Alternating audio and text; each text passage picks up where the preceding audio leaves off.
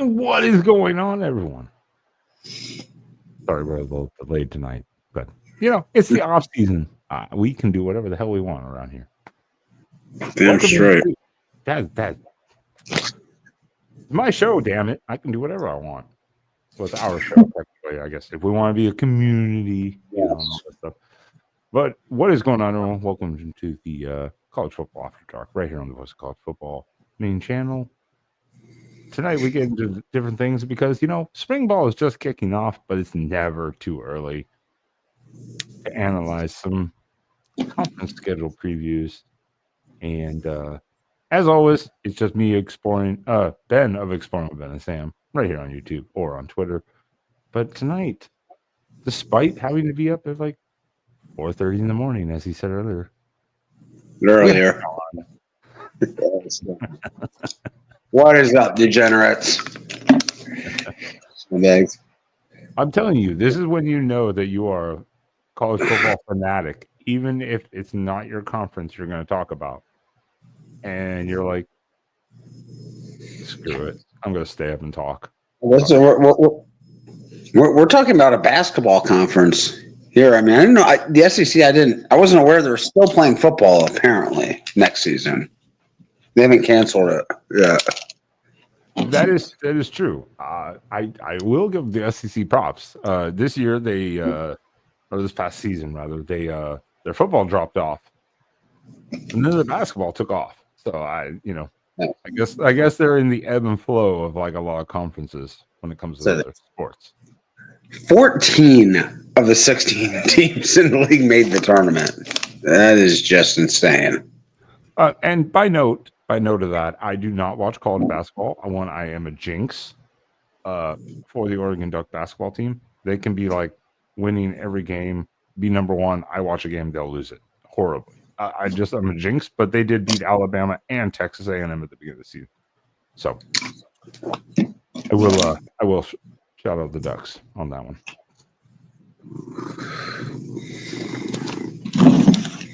I just can't pay attention to basketball. I don't know. I just can't do it for me personally. It just doesn't do it for me. It's a little hard to get into as well. I don't pay nearly as much attention as I do to football, but tournament's always exciting. Well, now when you get tournaments and March Madness, that's a different thing. But the regular season of basketball in general, like it's mostly even NBA. Everyone just watches the playoffs and shit like that. Yeah, well, college basketball might be the one sport you can watch none of during the regular season and then just get like completely invested and totally buy into the postseason. The tournament, right? I think so. That's what makes college football so unique still with the expanded playoff stuff. It's like, again, like look at last year. You're like, okay, here are your best 10 teams. You knew like 3 or 4 had a good evaluation of them. Notre Dame loses to like NIU, and you're like, they're done. And then bam, they enter the championship game. It's just this vested. Whereas college basketball, they can lose 8, 10, 12 games and still be in the the NCAA tournament.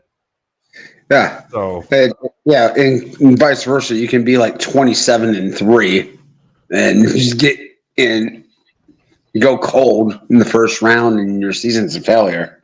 Are you trying to bring up if you're trying to bring up the Rose Bowl, I will boot you off this panel so fast. Don't even talk about me.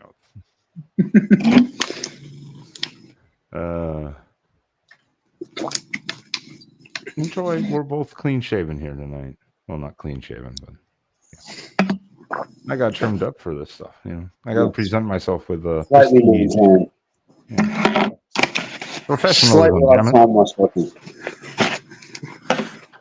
Slightly less homeless looking. Let's go.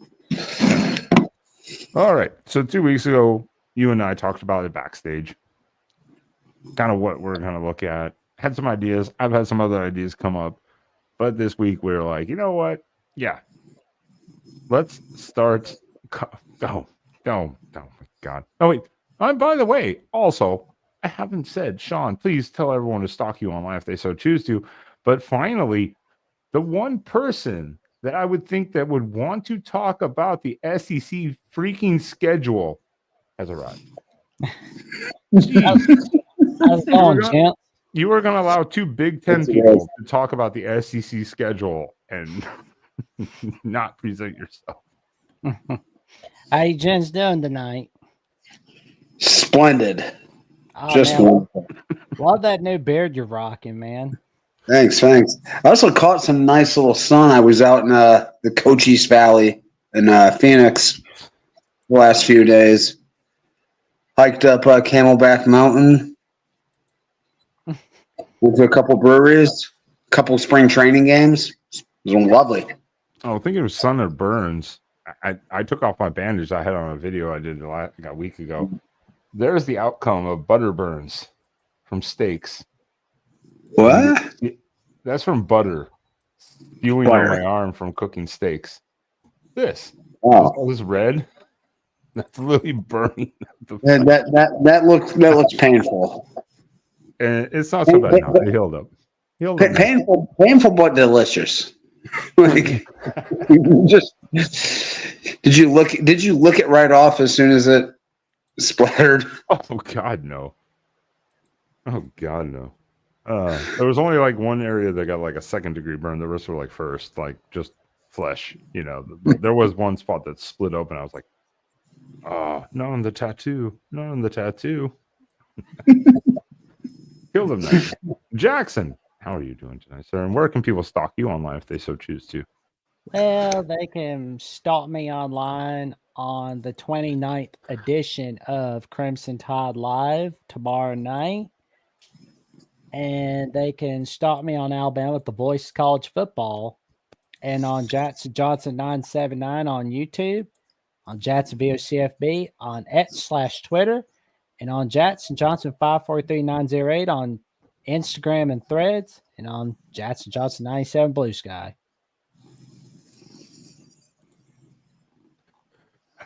Fantastic. Well, let's roar through this. But Jackson, you were not here a couple weeks ago, and I tried to fill in for your amazing ability to do it. But I think you have some business we got to take care of, right? Yeah, 420 is coming. It's really coming. So I guess we know what that means. We got the YouTube memberships for the Voice of College Football. Let's see where we can find it. Okay, here we go. Nope, that's not it. We're gonna have to cut. Nope. All right, we'll be back next week with the. No, okay. Yep, speed bucket. Here we go. We got the YouTube membership tiers for the Voice of College Football for $2.99 a month. You can become an all-conference member, and you can get member shout-outs, member-only polls, loyalty badges next to your name in the comment section in the live chat, custom emojis to use. And for $4.99 a month, you can become an All-American member, where you can get a VIP hangout session with Mark Rogers himself. And you get priority replies to comments. For $9.99 a month, you can become a Heisman member, and you can fill out content requests of any kind, and neither rain nor sleet nor snow nor bad weather of any kind will be put a stop to those content requests being fulfilled for you. And you get to be on College Football After Dark with Ben and Friends Sunday nights on the Voice of College Football. For $19.99 a month, you get to be a Hall of Fame member, and you get discounted merch. For $99.99 a month, you can sign up to be a YouTube member for Voice College Football Bets. And you can get top-notch picks for Mark Rogers, Steve Merrill, Steve Dace, and Matt Zimick. And each of those guys will give you the best picks in all of college football. And you got Disputed National Champions College Football Historical 1990s Reset. And in this book, you'll learn about what happened during the 90s, how a decade changed sport, why the championship results should be questioned, how to correctly think through the scenarios, and appreciate the accomplishments of teams that were not recognized as champions. This book provides an in-depth analysis of the changes, controversies, and outcomes that define decade of college football. It challenges readers to explore and critically evaluate the decisions that shaped the national championship landscape. Unlock the mysteries of college football's most debated decade. Grab your copy now. And that's not all. You can come on in the Voice College Football /Twitter account where you can get top-notch discussions, debate, and analysis. Where you can see all your friends like Ben from Exploring with Ben and Sam on Oregon at the Voice College Football, the Tylers talking about Florida Gators. You can learn about the origin of the North Texas Mean Green, and there's the Voice College Football Instagram account where you can see top-notch discussion, debate, analysis. Let's take a look, shall we? Let's show the Instagram stories. Here we go. The Florida Gators live. One shining moment for the college football players that also played at college basketball. And you got CFB After Dark on the Instagram stories. Top-notch stuff all over the place from the Voice College Football. Stay tuned. You won't want to miss it. And I'll put the link down in the chat. Damn right. Lots of good things going on. Jackson provides no better detailing. No one else could do it better, I don't think. So, lots of different things coming up this offseason with the channel, the networks as a whole. So everyone wants to stay tuned and find out and see those changes that are being made and just updates in general. But definitely promote joining the channel, getting on the Discord, and coming on here to talk with us. Because if you're watching this live stream, you are as sick about college football as we are. Because who else is talking about college football at 10 p.m. Central on March 16th? On Selection Sunday. It's true, but the selection's already happened. That's one of the things. Also, now we're doing March Madness. It's coming up. It's gonna be fun. It's gonna be fun. Unless your team loses, then you're gonna be highly disappointed.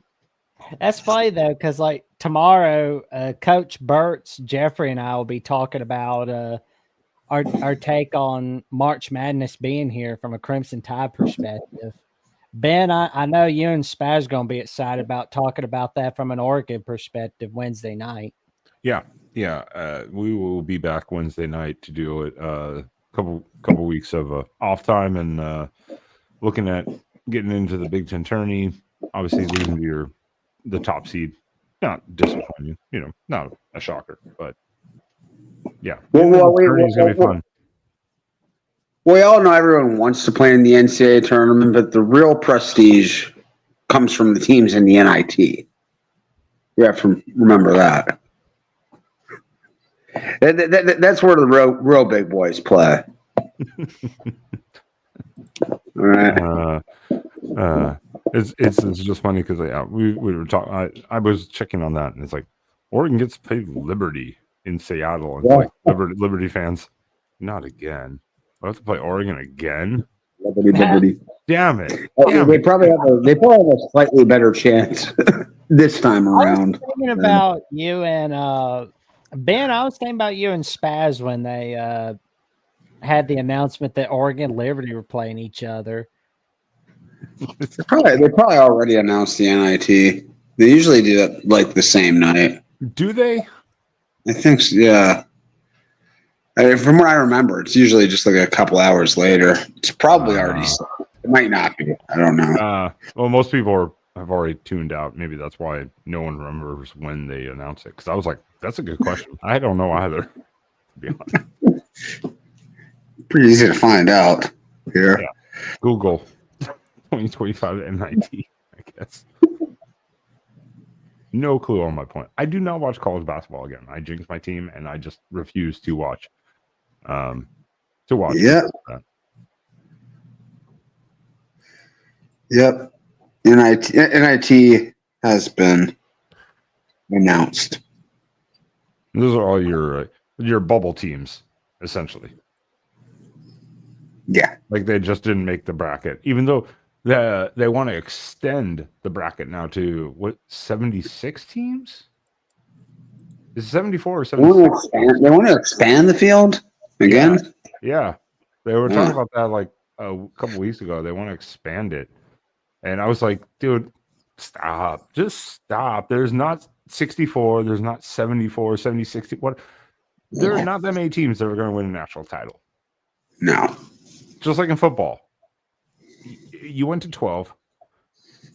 12. I think 12 is fine. Leave it.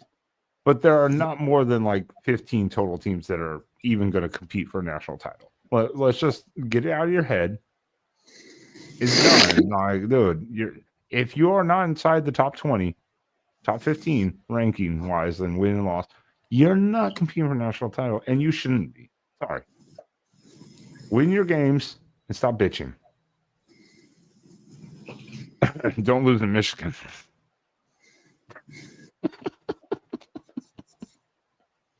Hey, sometimes you can lose to Michigan and it works out okay.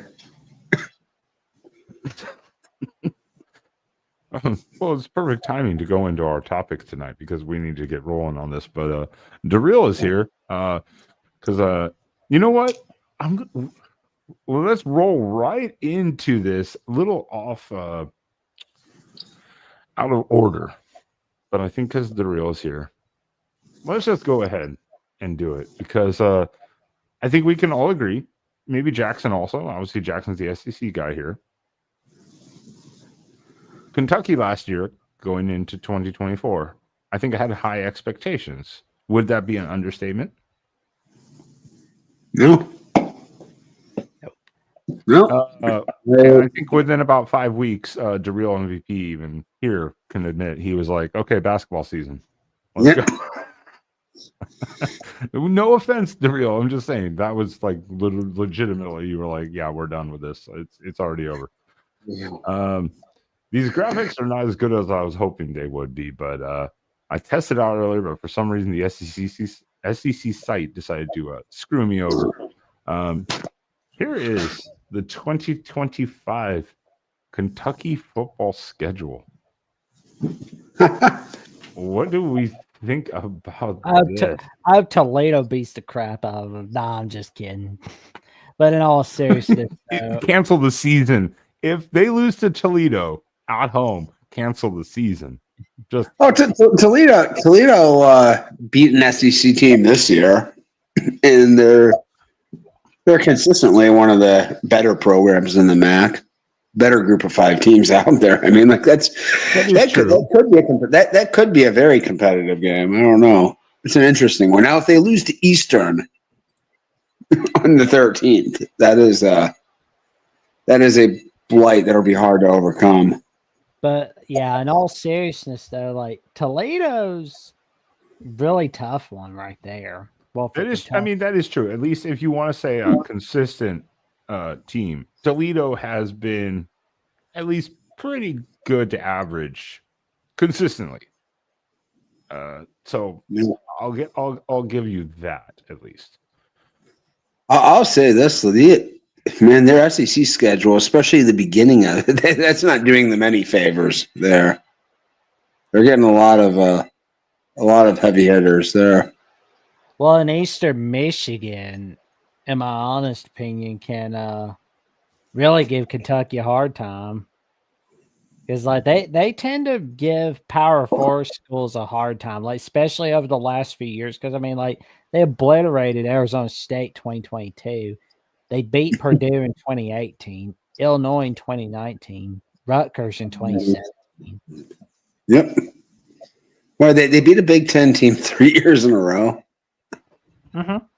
Yeah, it's not they're not as good as Toledo consistently, but Eastern Michigan's been good. But I'm looking at this, and this at South Carolina, at Georgia, back-to-back weeks. The SEC is not doing any of their teams favors this year with their bye scheduling. I've noticed this multiple conferences. Yeah. No. Yeah. They have over a month between home games here. That's a bit unfortunate. That seems unfair, but I mean, yeah, Toledo, Ole Miss, Eastern Michigan at home, fine. Bye week, kind of early, but okay. But then at South Carolina, at Georgia, then bye again, and then it's like, hey, good luck, Texas, Tennessee, Auburn, Florida. Oh, Tennessee Tech. Oh my God, I'm sorry, forgot about Tennessee Tech down there. Yeah, that Tennessee Tech game, yuck. I mean, you gotta go South Carolina, Georgia. That's nuts. You got Texas, Tennessee coming to your backyard. You gotta go to Auburn. You got Florida coming over. Well, Tennessee Tech's your senior day, so that's your easy win there. Yeah, because at Vanderbilt, and then at Louisville, which Louisville is still going to be, I would think, decent. They're going to be decent. But at Vanderbilt, we won't get into Diego Pavia too much. We'll praise his ass later when we get into Vanderbilt, but that's not going to be easy either. So I mean, it's like. Yeah, it's a brutal conference schedule. It'll be a struggle for them to get, and a not super easy non-conference schedule either. So, getting to bowl eligibility is going to be pretty difficult for them.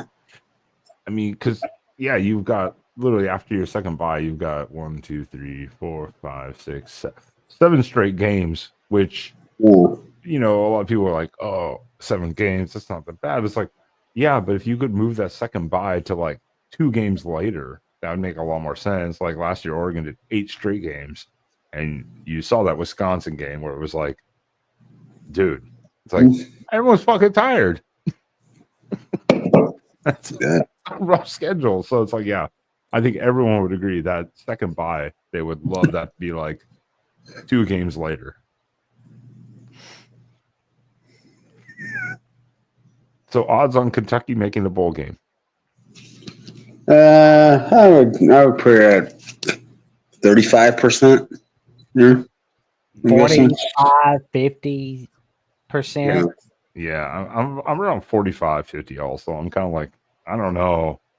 Some of those other teams have to like massively underperform expectations. Or Kentucky just over exceed. Yeah, like they miss Mississippi State here. I think they miss Missouri, who I think most people expect to slide back a little this year. So Arkansas they don't have, so they don't get much of the more manageable games. Or even Oklahoma, because no one knows what Oklahoma is going to be. Everyone's expecting better things with Oklahoma. We'll get into them soon, but you miss your quote unquote freebie games, like you say, Mississippi State potentially. Yes. So, yeesh. You do at least have a good home schedule, though. At least you get, you're at Georgia, you're at South Carolina, but you get to host Florida, which is expected to be better. You host Tennessee and you host Texas. But, yeah, brutal. Yep. Yes, we are, Mike Fort. Yes, we are. Come on in. And to Troy here, we're going to have this is going to be a show coming up in the next month and a half or so. Is we're going to be talking coaching hot seats or potential hot seats because there's some fascinating ones, and it's not even that, it's projecting hot seats even for 2026. There will be some good ones here. Yeah, we didn't have a whole lot of coaching turnover this past offseason. We had an ungodly amount the year before. So maybe. Well, that's why this year there wasn't, because the fact that a lot of teams changed their coach last year. So it's like, you got to give people a year, but depending on what program you're at, are you, year 3 going in after 2 years, then on the hot seat, that kind of thing. So yeah, there's a lot of projection going into it. We'll be talking about all that stuff coming up. Let's see, we did. So Kentucky, where do you want to go? Throw a name out there, Sean. Throw a name. What? Okay, let's go Tennessee. Tennessee. Just to the south. Yeah. Oh God, yeah, we're gonna get so out of order here. I'm gonna forget what teams we already covered. All right, let's go. Tennessee. I won't. Page is not found. SEC wait. Sports. What have you done? Tennessee canceled their football program. Is that what that means? Apparently so. Like on FBS schedules. Well, this is going fantastic. Thank you, SECSports.com. You're terrible. What? I think I picked the only one whose link doesn't work. Maybe. I don't know if I can. Let me see if I can find this. Let me see. Is this Tennessee's? No, that's Auburn. They don't have these labeled either, so I have to then scroll through these and find. Well, just go to the orange one. I know, right? That's yellow. Is that technically orange? There it is. Okay. There we go. Yeah. All right, that'll work. I'll accept this. We'll just deal with this. Man, when they schedule That's not working. That's not working either. When they scheduled Syracuse, they felt like they were scheduling a patsy. Oh, cool. There we go. That works. Oh, cool. I can scroll in. SC. Well, what is Syracuse going to be this year? Because McCord is gone. The wide receiver coach is gone. A couple of the receivers, I believe, are also gone after they've had their pop-off years, so to say, in production. Yeah. But still, that's not going to be the easiest game. I agree. No, that is. I mean, it's one you figure if they have any sort of aspirations of being in the playoffs, that really should not be the most difficult game. That's one they should win fairly comfortably because, like you said, Syracuse at least right now, we're not expecting them to be among the contenders for a playoff bid. Here, we're probably a fairly average team this coming up. Yeah, first game of the year though, and neutral site-ish. Yeah, you never know what can happen with these type of games. I mean, Tennessee should, in theory, be much better than Syracuse, but hey, yeah. This is why you don't play it on paper, You play it on paper. Well, here's the test for Tennessee. Can they finally beat Georgia? And can they finally get that road win at either Alabama or Florida? Because they have not beaten Alabama in Tuscaloosa since 2003 when it went into 5 overtimes. And they have not beaten Florida in Gainesville since 2003. Yeah, so it's like you can pretty much chalk up Tennessee, Florida being a win for Florida this year because like it's in Gainesville. So they're always going to screw it up there. Yeah, getting Georgia third week, though, even though it's at Tennessee, only in the third week, I don't know if that's a good thing or a disadvantage. Like it's an early season game, everyone's maybe healthy, hopefully. Or is it better to be warmed up? And I think this is exactly where Tennessee. I think this is exactly where Tennessee wants to have them. They're going to be coming in with a fairly veteran team. Georgia is probably going to be, moving on, replacing a lot of pieces. Working some guys out. Who knows who from Georgia will be suspended early in the season? So. You had to do that. You couldn't wait till the Georgia segment to bring that up. Okay. No, this is right where you want. This is right where you want this game. I think. I think that they might be favored going into that game potentially, but I don't know. Their schedule in conference here looks pretty average. I guess I would say they do get Georgia. They do get Mississippi State. They're on the road, which is kind of nice. I always think it's kind of nice to have like the bottom feeders as a road game for your conference. It's, those are games you should win regardless of where they're played. I mean, they do play at Alabama, at Kentucky back to back, but that is tough. Their buys are set up pretty nicely, where you have Syracuse, then you have basically almost a bye, and then you have Georgia. Yeah, Week 4 is interesting, but then you have Mississippi State, then bye 4 games and a bye, and finish off 3 to include Mexico State. So that buys are nice. Well, the schedule also sets up nicely. You've got that Georgia game week 3, and then you have, 4 weeks that you shouldn't really have to worry too much. I know they lost to Arkansas this past year in a weird game, but those are like UAB, Mississippi State. You get a bye, and then you have Arkansas right before you have to go to Tuscaloosa for your toughest game of the year.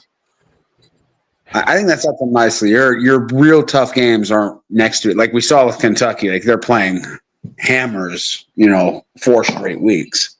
Tennessee doesn't have that. Well, and again, you get another bye before you host New Mexico State, which we have to see how they're going to be this year before you do at Florida and then host Vandy. But the bye is set up very nicely for Tennessee, I think. Yes. Yeah. Unlike Kentucky, that bye sucks. Oh man, the Vols, that Tennessee Florida game, that looks like a winner clinches a spot at the playoffs game. So that could be one of those real critical, sort of quasi playoff games during the season. That definitely seems like 2 teams that might be kind of cuspy for the playoffs. Yeah, I'm looking some of these schedules a little bit earlier. It was, I think there's going to be a bunch of this last season where it was like you're going to have a bunch of 9-3 teams going, we should be in the playoffs. Oh yeah, and not make it, because of one bad game they had, so. This is again why you play on the field. You don't just on paper, it would just be SEC and a couple Big Ten schools. If you just played off paper, and maybe Clemson or some. I hope otherwise, Florida State would have made the national champion last year. Who said it earlier? By the way, that was a rude ass comment. Florida State would be much better just subtracting GJU at quarterback. I think it was Trojan in the comment section. They did last year. He wasn't really their quarterback past the halfway point in the season, was he? Yeah, he didn't really. 6th or 7th game that they pulled him basically, where he dropped from the team. Basically, it was this is brutal. But we love I still can't pronounce the name properly. We love his brother Mateo at Oregon, by the way. So shout out Big Dave, their dad. Great guy. Great guy. All right, Jackson, where do you want to go? Okay, so we did Tennessee, Kentucky, right? Yes. So let's do Vanderbilt. Ooh. We get to talk about Diego Pavia. Let's go. Go, Diego, go. 28-year-old Diego Pavia. I'm here for it. Let's go. Whatever he is. He's making that money. Oh God, their first schedule is yeesh. Not Charleston Southern. Relax. Not Charleston Southern. At Virginia, how good is Virginia Tech going to be? Very good at home. Everyone's still waiting on Virginia Tech, though, to take that step. They've just kind of been an team for a couple years. when does Virginia Tech actually get back to like the prominence of being that ACC team? Well, it's been a while since they've been anything above mediocre in the ACC. So, which means that we need to have another show idea. The most delusional fan bases. This could go all over the place. That'll be in a couple of months. Relax, everyone. Relax, everyone. We're here talking about Vanderbilt football. No, I mean, yeah, definitely going to Lane Stadium. The Virginia Tech's definitely one of those teams that's much more difficult to play for whatever reason at their place than it is hosting them. And Virginia Tech, I think, was that the first game of the year last year? Vanderbilt and Virginia Tech. Tech was favored by like 20 in that game. I mean, they were big favorites. And was that year one last year? It might have been. I think it was. It might not have been. I know it was early this season. Yeah. Well, and Jason Owen says they're going to be looking for revenge. Yeah. I mean, and this is the hardest part with Vanderbilt. As good as they actually were this last year, and prove people wrong and stuff, can they do it consistently?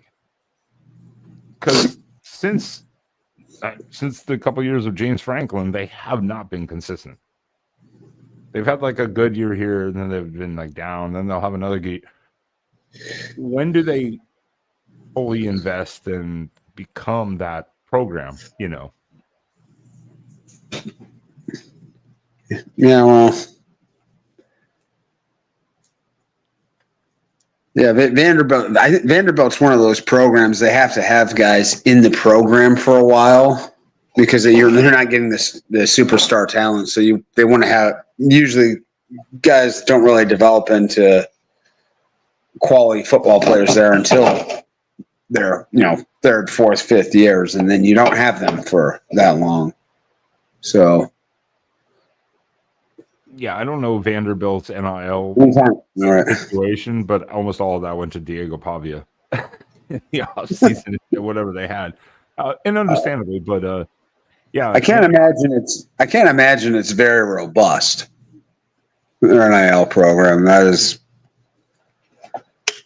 it's well. I mean, again, this is a team just like you have the Stanfords, the Northwesterns, Duke.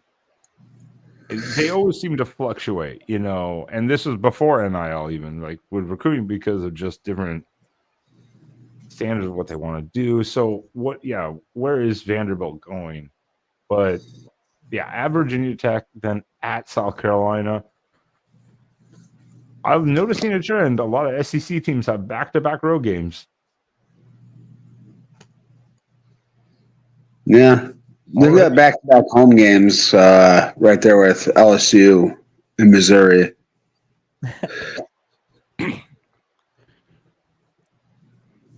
Yeah, I mean, their buys also those. Their buys are okay. They have a little stretch, but not too much. I mean, you got a couple tough ones, but nothing crazy. Their first buy is about the same spot as Kentucky's second buy. Right. This season. So, but again, you have Charleston Southern, you have Georgia State, Utah State. The non-conference schedule is pathetic. It's very, very weak. They still play 8. Yeah, they didn't change to 9 conference games yet, have they? No, that is being rooted for. Oh yeah, but not yet. Because who is their last non-conference opponent? Last would be Utah State. They play all 4 of them in the first 5 weeks, which is also unusual for how the SEC is building their schedules. Here, it seems like they're starting conference play earlier and earlier. That's a good point. That is a good point. Yeah, so they have. Yeah, because I was like going down. I was like, "Where is their last non-con?" I was like, "Oh yeah, they actually have them all in the first." That is rare. Usually, you have that Utah State in November. Yeah. Mm-hmm. the week before, right? Yeah. Yeah. Yeah, so, and I mean, honestly, if they can pull off an upset at South Carolina, they should roll off to a very nice start. Of course, they did lose to Georgia State last year. And yeah, they were prone to dropping some stupid games here. But I don't know, like a 5-0 going into Tuscaloosa is not out of the question. Yeah. Oh, well, I mean that was when Vandy put themselves on the stage last year. Central stage, yo. But that's the thing. Will Vanderbilt be consistent? Because that's what we see. You see these good years, then you see like 3 years of garbage, and then you might get a good year again. And keeping Pavia, I think, was a huge boost for them overall. But can they make magic happen again? I guess that's the biggest question mark with Vanderbilt. All right. Where does the chat want to go on the next team? Give me a team, chat. First one. Let's go. Let's go, chat. Tell me the first team pops up. We're going to go look at their schedule. We've done Kentucky, Tennessee. All right, we got it. Trojan fight. Oh, there we go. Yikes! All right, let me see if the site will work for us here with Oklahoma. Apparently, it just doesn't like Tennessee. Oklahoma has an easy first half. Yikes! Sewanee. That's not a football team, Jason. It was. The college of the South. You know about Sewanee now, though. They were one of the original SEC members. Sewanee. Yikes! All right. Yeah. So we got Oklahoma. They've humongous early season non-conference game against Illinois State there. Man, it's brutal. That is brutal. Yeah, the question is this year is you have Oklahoma so many changes. Venables changed every coordinator, his coordinators. He is calling defensive plays. They bring in Mateer from Washington State. This is like the year that he has to basically put up or shut up. Because Oklahoma fans are not going to deal with that type of crap season they just watched last year. Yeah. And they had to endure the toughest schedule in the country, just about. And it definitely looks like it's considerably more manageable this year. Although that middle section looks pretty tough there. Texas at South Carolina, hosting Ole Miss, and then traveling to Tennessee. But, I mean, before that, the Red River Showdown, I mean, that's all. Those are all completely winnable games before then. And some of these games are definitely winnable for them too, but hosting Michigan will be a very telling tale of maybe both of those teams' season. Oh yeah, we really don't know what to expect much from either one of them. They both have so much turnover this season. They're new quarterback. Yeah, it's like quarterbacks. Each team's has a new offensive coordinator. They're kind of a new identity to both programs this season. And Ralph makes a great point here. It's last year. I know they had 5 receivers out, so 6, whatever. The point is, their receivers were out, but that offense was disgusting. So even bringing in Mateer, if you don't have a good offense or you lose players, who's the quarterback going to throw to? No one, Yeah. Man, what would the over/under have been if Oklahoma played Michigan last year? Oh, Would there have been more points or punts in that game? Oh. Yikes. That would have been like a 12-9 game with like 11 punts. Mm-hmm. Something like that. Yeah. Sounds about right. Yeah.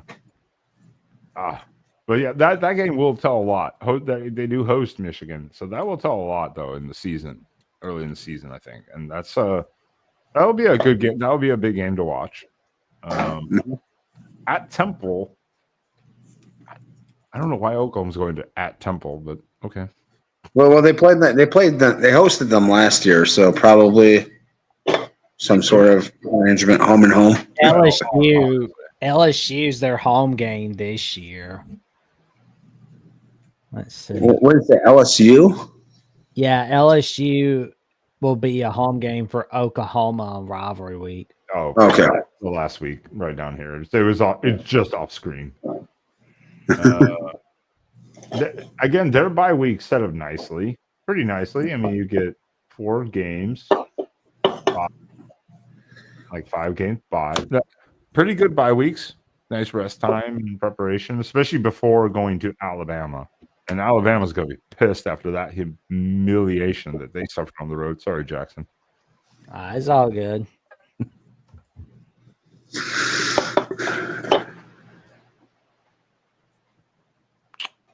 Let's see. The Shane Beamer game at South Carolina. He makes his return there.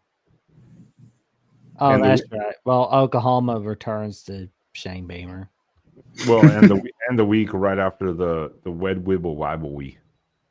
Yeah, it's the Wed Wibble rivalry. It's not the Red River rivalry. I still can't say it correctly. It's the Wed Wibble. Red River rivalry. Wed Wibble rivalry. Just gotta put the Elmer Fudd here. Oh, you hunt rabbits? Rabbits.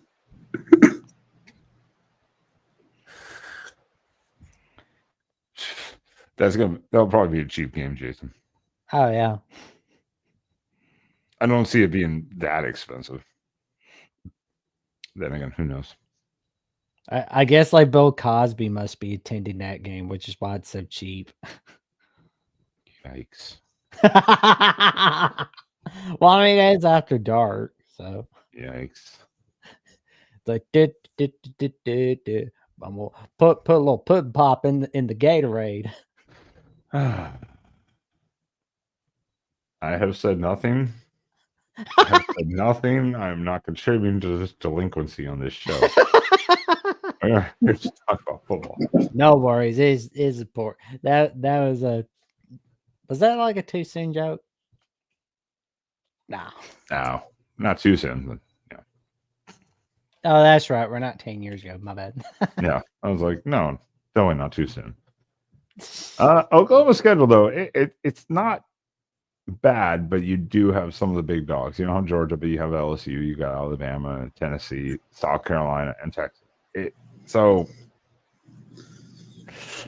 I don't know. Again, Vanderbilt. I don't think that's right. I think Oklahoma beat them like 55-3 or something like that last sample. Oh man, that's Kent State. That's Mark's alma mater. I don't know. Yeah, I'd have to. I don't have that pulled up right now, so I'd have to go back and look at that. But I don't know. The overall the point of the season is Oklahoma and Venables need to win because he will be not fired, but in our show in a couple months he will be one of the 2026 hot seat coaches. Let's put it that way. If he doesn't not win and show progress. I mean, I think he might not survive without some improvement this year. I could see them going 6-6 and being done, saying we're done. This didn't work. Well, that's true. That's what I said. He needs to show improvement.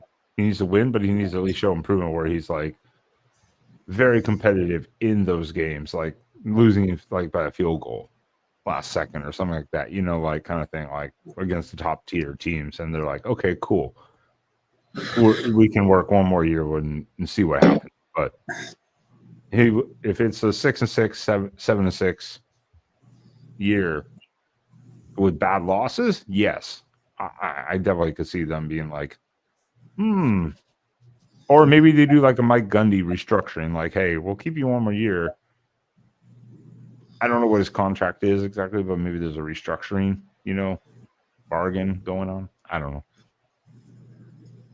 So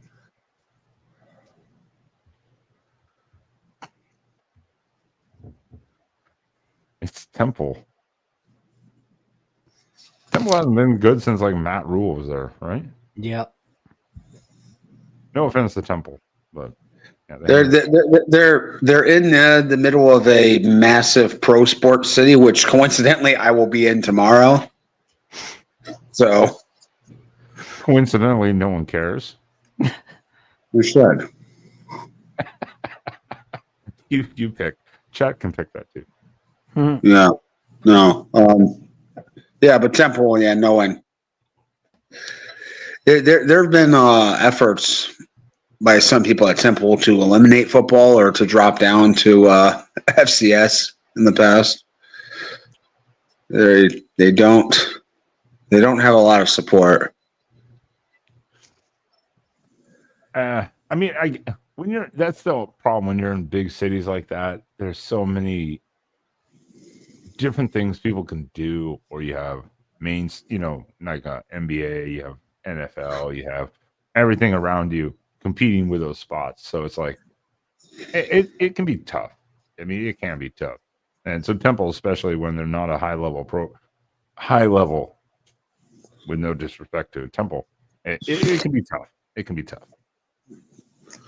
All right, where the hell do we want to go from here? We did Oklahoma, we did Tennessee, we did Kentucky, we did Vanderbilt. We have a lot of teams to go. We gotta whip through this thing. Conferences are freaking nightmares. Let's do Texas. Texas. I'm in Texas. Not that Texas, but where is Texas? There it is. Let's see if this works. Come on, SEC Sports, because it just means more. Oh, good. I almost thought it was going to pop up 404 and page not found. I was going to laugh so hard. God. Well, Texas doesn't start the season easily. Let's put it that way. 0-1. That's how they're starting the season. At Ohio State.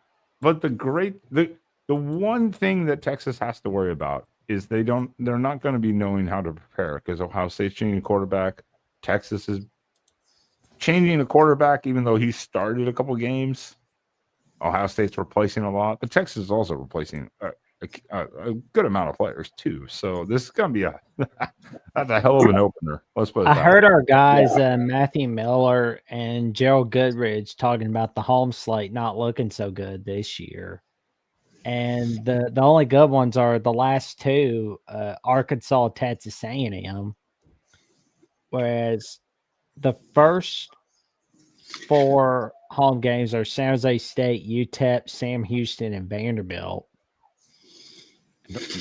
Don't be sleeping on Sam Houston. Remember, that team just won, and their coach did get poached, but I mean, they still got some good players. So don't be sleeping. That's like a sleepy game for Texas.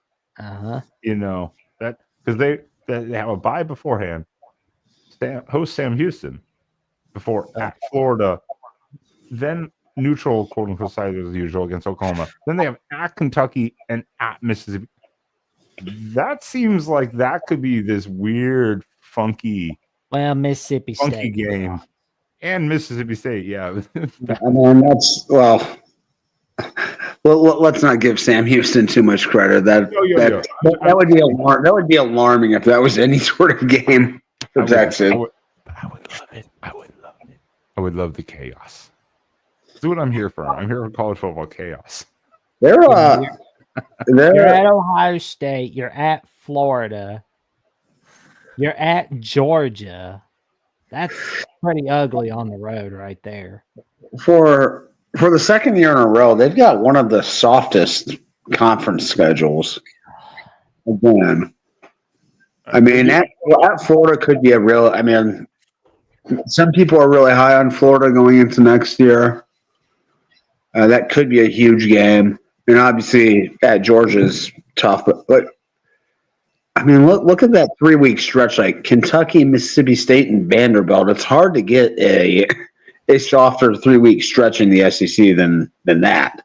Well, and even with Oklahoma beforehand, but that's a rivalry game, so you kind of, stuff happens in those games. But that's why I pull out the whole Sam Houston is like depending on what they look like, what Texas comes out with, and how they perform. Yeah, I'm not saying it, but I'm saying it. There we go. Yeah. I would just laugh so hard. I mean, it would just be like one of the funniest things in the world. Oh man. That is Sam's alma mater. So go Sam Houston. Can we get some Missouri Tigers here? No, they do not get. They don't have the Tigers. No, but can we? Can that be? The next team? Yes, we can do Missouri next. Man, they don't even have Auburn too. Yeah, they avoid Auburn, which. Personally, I don't care if Texas and Auburn are play each other constantly. It's like, I don't think anybody's really gonna miss that on, to be honest. Oh Lord. Yeah, I think this does. You can't say it sets the tone of the season, but it really does. At Ohio State. Yeah. It sets the tone for both teams, whether good or bad, because again, a lot of transition for both teams following this last season. So it's going to be hard to say, but yeah, their non-con is not too bad. Not too bad. And a good bye week spacing for the most part. Pretty decent, not terrible. Yeah. Bye weeks are important. People, I will say, talk about the bye weeks a lot, but it's important. You don't want to have this huge stretch of 7-8 games. If you can space them out like 4 games, bye, 4 games, bye, that's pretty good. Oh.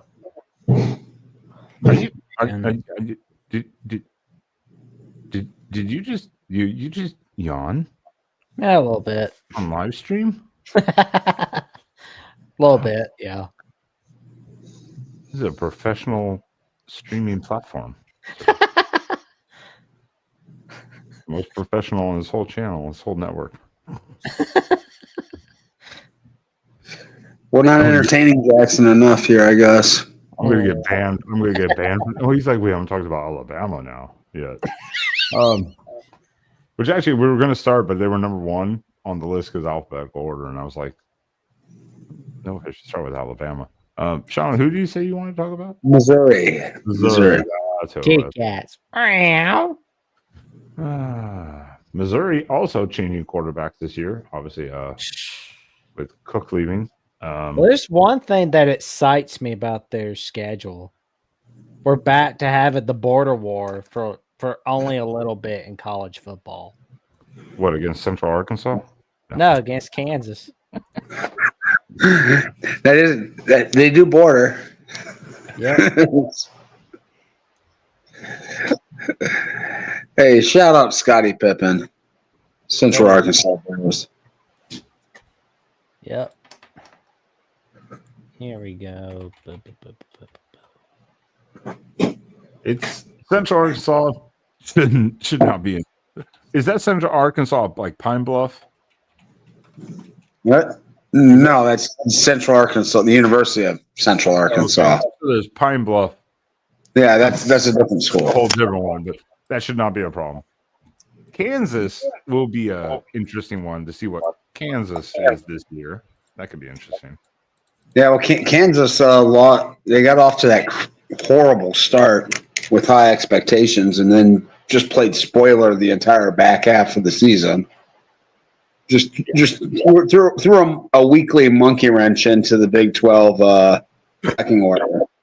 Yeah, last year, high expectations with Kansas. It just derailed the first 6 games. It was just like, yikes! And then they got hot all of a sudden. It was like, huh, okay. So That'll be an interesting. I think that could be a very interesting game. How about this? The first 6 games of the season, all at home for them. That's rare. That is very rare. That is nutty. You get 3. You get 4 at home. Like 3 is not abnormal, but you get 4. There, people are like, okay, dude. But Go somewhere. Yeah, they at home. Weird. their first road game isn't until October 18th. I'm never gonna understand Missouri Arkansas being on rivalry week, but Wow, the Ozark Bowl. There. Well, who else are they going to play in the conference? Either of these two teams. well, they should be having non-conference rivalries, but that's neither here nor there. I mean, they could have like Missouri, Oklahoma play each other on rivalry week for now, and then like have Arkansas, LSU go back to playing one another. That could work, but or we could get Missouri and Kansas playing one another every year, have each other play on rivalry week, have Oklahoma and Oklahoma State play each other on rivalry week, but that's not going to happen anytime soon. Yeah, that's the thing with the expansion stuff. That's becoming almost impossible because I would definitely go, yeah, Missouri, Kansas, rivalry week, fine, but never gonna happen probably. No, but yeah, it's like that Missouri Auburn game last year. Like Missouri almost blew it. Missouri almost blew a lot of games last year. For their record, they were not a great team. No. I'll be honest, I forgot that they were a 10-win team. Yeah, they were not even a really good team. They just kind of like... No, their schedule was a joke. Their schedule was a joke, and it's kind of a joke this year. No Georgia, no Texas. I mean, 6 of the 10 wins are 1 possession wins from last year. I suspect they're going to go downhill, but they will be losing a lot of close ones. I think they should get to be bowl eligible. You know. Oh, yeah. Within the first like 5 weeks, they'll be bowl eligible. Hope Kansas beats Missouri. That'd be cool. But don't forget to check out the Missouri live show from Zach Remulus on Missouri at the Voice College Football on the link down below. Let's help Zach Remulus get some subs down here. I think this is the weakest schedule we've looked at so far, though. Beautiful. Missouri, Mississippi State. It's like, yeah, and again, they get to host Alabama and South Carolina. Man, we're gonna beat the crap out of Missouri. Yeah, they're most. They only have 4 road games, but what's their most difficult one? Maybe Oklahoma, or Vanderbilt, Auburn, maybe. Arkansas. Wild stuff happens when you go to Arkansas. So I'm not talking just in general, but football wise. Have you seen the numbers for the transfer portal rankings for Auburn? They're killing it. Mm-hmm. They're like the Ole Miss from last year. I don't think they're as good as Ole Miss coming into the season, but they've got that NIL flowing in Auburn. They're in on a lot of the top recruits in the country. Haven't landed a whole bunch of them, and they do have Cam Coleman coming back, sophomore receiver who people were comparing to Jeremiah Smith early in the season before they all came to their senses. I realized that was stupid, but but not a terrible schedule for Missouri with all their changes coming up. But they're going to be they'll be a 8-9 win team, I think. Probably 8 wins, 7-8 wins. Like it's I think they could do a little bit better than that. Even I mean, just the schedule sets up possibly for another 9, 10, maybe 10. 10 seems ambitious. I think they're losing too many pieces, and they're not huge in this transfer portal market either. So yeah, I guess it depends on how the other teams turn out, like Oklahoma and stuff like that, like how they progress and yeah, stuff. how does Bama,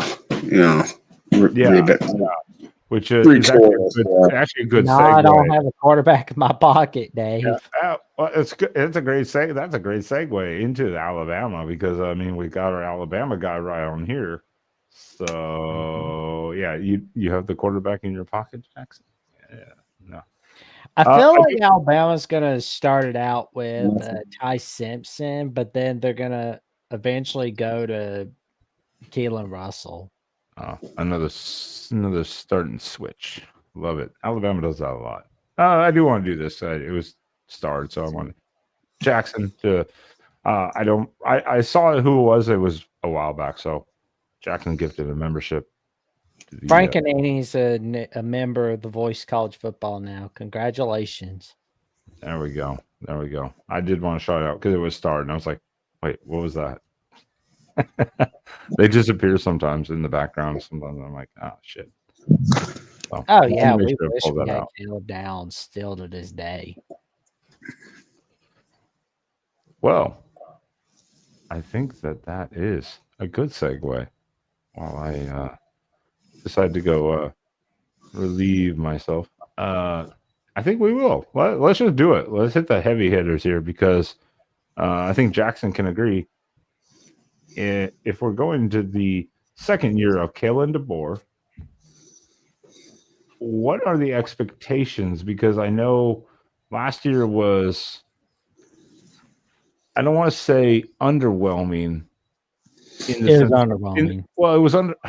It was underwhelming, but it wasn't underwhelming in the sense of the win-loss. It was the way you lost those games. Basically, I think that's more how it comes out. Is like, it's funny where you're calling it's not what you did, it's how you did it. That's the Oklahoma loss was by far the worst.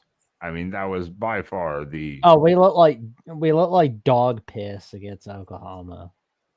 Yeah, and we let the Georgia game go to our head against Vandy, and we straight up horse dung against Michigan. Yeah, I was going to say, what about, you basically give the game away in the first quarter. What was it, 4 turnovers in the first quarter? And we lost the Tennessee, of course, and Sean McDonough was throwing out his puberty voice for Tennessee, which, that was lovely. It's like, don't do this, Sean. Don't do it. I'd say that beginning of the schedule probably looked a lot harder when these games were scheduled than they do now. Oh my God. I'm railing on Florida State so much, but I mean, I won't do it right now, but it's like when it gets closer, I'll do a little bit of it, but when we have like Florida State guests on Alabama Voice College Football, I'm going to be on my best behavior.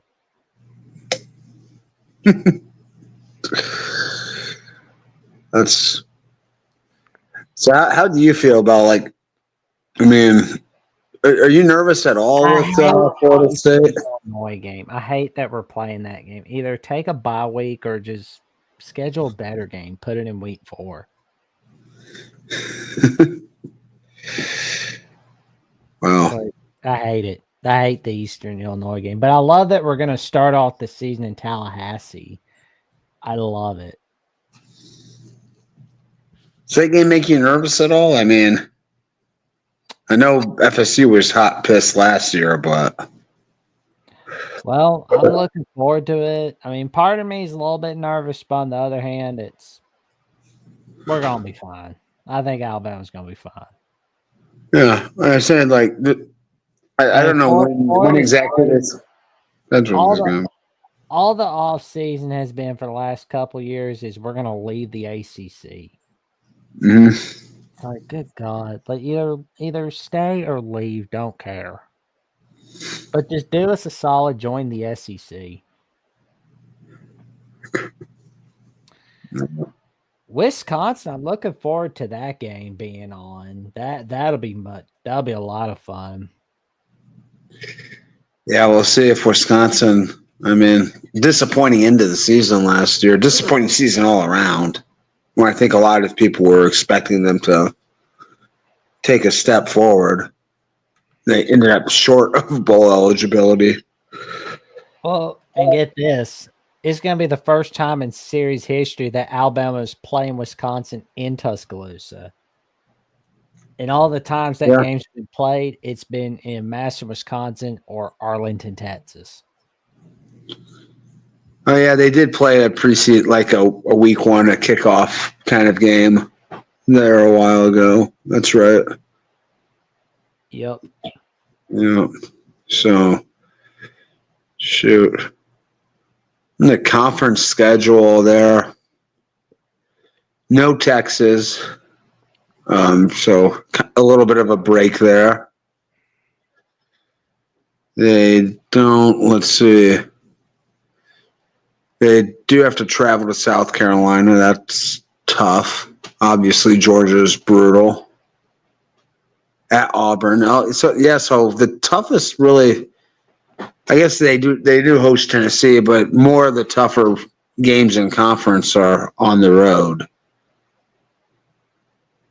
this year. Yeah, we got to go to Georgia. We got Tennessee coming to our backyard. We got to go to South Carolina. Yeah. We got LSU coming to our backyard. Oklahoma coming over. We got Vanderbilt coming over. I am ready for the revenge game against Vandy. Yeah. I think a lot of the guys in that locker room are too. That had to have been embarrassing to go through that. Yeah. I mean, it's not. It seems like less of an upset after the season than it did really when it happened. But because Vanderbilt was a decent team, and Bama was, I think Bama was number one in the country when they lost to Vandy. They had just beaten Georgia. Yeah. But, they were much more mortal than we realized.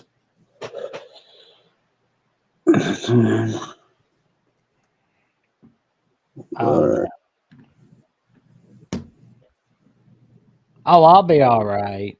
I'll be all right, Jason. I don't think we're going to lose 4 games again. That's not happening. But if we do, it's panic time. Yeah. You think DeBoer might be gone if they lose 4? No. But he will be on a hot seat if that happens. Yeah. You can't go 9-4 at Alabama. There is no be happy with what you got in Tuscaloosa. Because the Tide are all they got in Tuscaloosa, right? Mm-hmm. No proteins. Shoot, where's Ben? Come on, Ben. We got 16 schedules to get through here. Oh.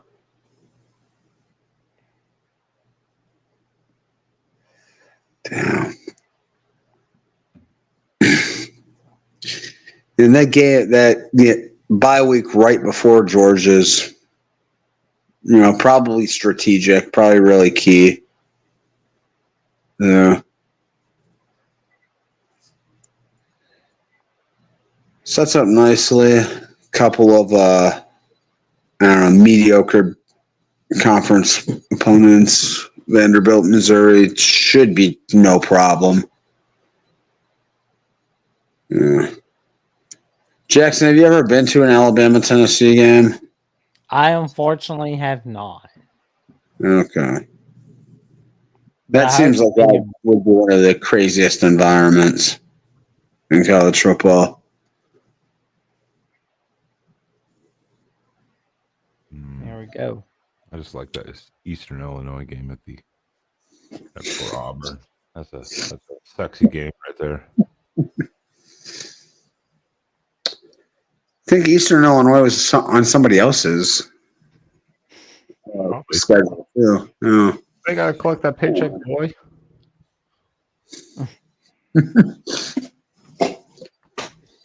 But there is a team that brings back the good old days of 1964. Arkansas. Oh, God. Oh, well. Oh, okay. Because that was a segue. Yes. That was a segue. I missed the entire Alabama discussion. I like that. That was nice. You guys, I assume, did a great job. No idea. What do you say, chat? Did we do a great job, or there's still people watching? So apparently you did. Oh, Alabama A&M, nice. That's gonna be fun. Arkansas. This is a big year for Pittman too. I know people love Pittman, but this is a big year for him. I think. Yeah, he's firmly on the hot seat coming into this year. He's actually managed to avoid getting fired just narrowly, probably each of the last couple of years.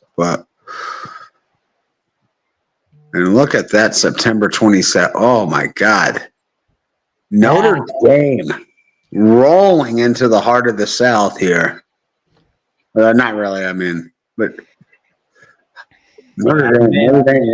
Ole Miss. After Ole Miss, at Memphis, even, and then hosting. Yeah, that will say a lot about this season for Arkansas. Yeah, you can be forgiven for starting off with Alabama A&M and Arkansas State when you follow up with that. Yeah, pretty tough schedule here. Have to travel to Tennessee. Do play A&M. Again, this LSU to Texas. Yeah, SEC for some reason this year a lot back to back at LSU. That's not gonna be fun. Well, look at that. Look at just before then. They've got a bye week and 3 straight home games there as well. So yeah, it's true, but back-to-back road games like that's not fun. I don't know. The SEC, I've noticed already, has done this to a lot of teams. These back-to-back road games. Oh man, Arkansas did it. Okay, Rutgers. All right, Rutgers. All right. Your hate speech. I don't appreciate it. And yet, yeah, I don't know where Spaz is. He's hiding someplace. He's doing something. He's probably hiding from some people too. I don't know where he is. He's somewhere. Yeah, I hear Rutgers. Check out the Rutgers channel here on the Voice of College Football, by the way, everyone. Adam's a great host. There we go. Adam and Gabe have a great show for you tomorrow night. Yeah, this is Arkansas schedule is. They do miss Georgia and they miss Alabama, so that's favorable for them. But it's not the easiest schedule, especially if you get. But we don't know what Notre Dame's going to be this year, so it should be pretty good. Well, they're going to be a well-rounded team. I think that's to be. I mean, Arkansas is going to be a big underdog in that game. So 10, 14 points. Yeah, if not more. I'd say more like in the 17 to 20 range, probably. But I mean, that's a big non-conference game. That's a big boy. And I mean, how often has Notre Dame traveled to the South? I mean, it doesn't happen often. Quite a lot. I mean, they did travel to Oklahoma in 2012, and they traveled to Georgia 2019. And then A&M. Yep, last Oh, yeah, they season. went to A&M last season. That's right. But it's every 3-4 years, something like that. In I, general. well, I think before they went to Georgia in 2019, they had never played at an SEC school. I could be wrong on that, but Well, yeah, they're changing a little bit. this is part of the change of the landscape because with the realignments and the super conferences, now you're dealing with this. Who do we schedule? Yeah, Yeah. So. It's definitely harder for Notre Dame to schedule now than it used to. Yeah, it's 100%. I mean, that's why they've talked about. Obviously, we're talking about Arkansas, but going into it, why Notre Dame or USC has talked about canceling the Notre Dame rivalry potentially, or not maintaining it because scheduling issues and then the playoffs and travel or whatever. So it's like USC canceling the Notre Dame rivalry. It's like that would be bad for college football if that happened. Yeah, I talked about it a couple weeks ago with Sean. I was like on the show. I was like, the end of a rivalry. I'm like, I could give a shit about it, but it's bad for college football. Yeah. It doesn't matter what rivalry it is. If it's important to college football or the fan bases, it's important to maintain that type of rivalry. But when it comes to scheduling and the new transformation of leagues and everything, you understand why it is. But also when you back out of rivalries, you have to look deeper into it and go, is it because you're like, that's a loss we don't need to take potentially? There's a lot of different variables to it, but losing rivalries are not good all around. So it also looks like that Arkansas and A&M game is no longer being played at Jerry World yearly. Yeah, that I mean, by this, yeah, usually it would say in Yeah, well, yeah. So that's kind of interesting. That's interesting. This year, I believe they did say it was like at home, like actually in Fayetteville, which is interesting because that's always a wildly competitive, just weird game between those two teams. That's always just a wild one. Yeah, it usually seems like, well, lately it's been A&M's a big favorite, but yeah, and even when they're a big favorite, though, it's always like a 7-10 point game, and usually it takes like last second like antics to like pull it out. So yeah, those are always fun games, though. So yeah. All right, the chat is gone. The chat has gone wild. Chat, you bring up Notre Dame. I do. Notre Dame, Penn State. I don't care about Notre Dame, Penn State, but Notre Dame, Michigan State is fun. Notre Dame, Purdue is fun. Notre Dame, Oregon just seems weird. Has Oregon ever played Notre Dame? To be honest, like what? Probably not. The 50s, maybe like the 50s or some. Let me hold on. Google. It's been a minute. Oregon Notre Dame record. Oh, 1982. It says 1982. Yeah, Notre Dame sucked in 1982. Is that what it said? Record. We played. Actually, we played. I guess 3 times. Well, 2 times. Oh, 2 times. One loss and 1 tie. Yep. 1 loss. 1976. 76, and the last was 82. 76 and then 82. Oh man, 13-13 tie. Yikes! Well, we don't do ties anymore around this. Thank God. I'd be mad there's a tie college football. That's why I was like, damn, we have not played Notre Dame, and that's all I was like, have we played them ever? It was like, that's how forgettable that is for decades. Probably for both schools, how forgettable those games were.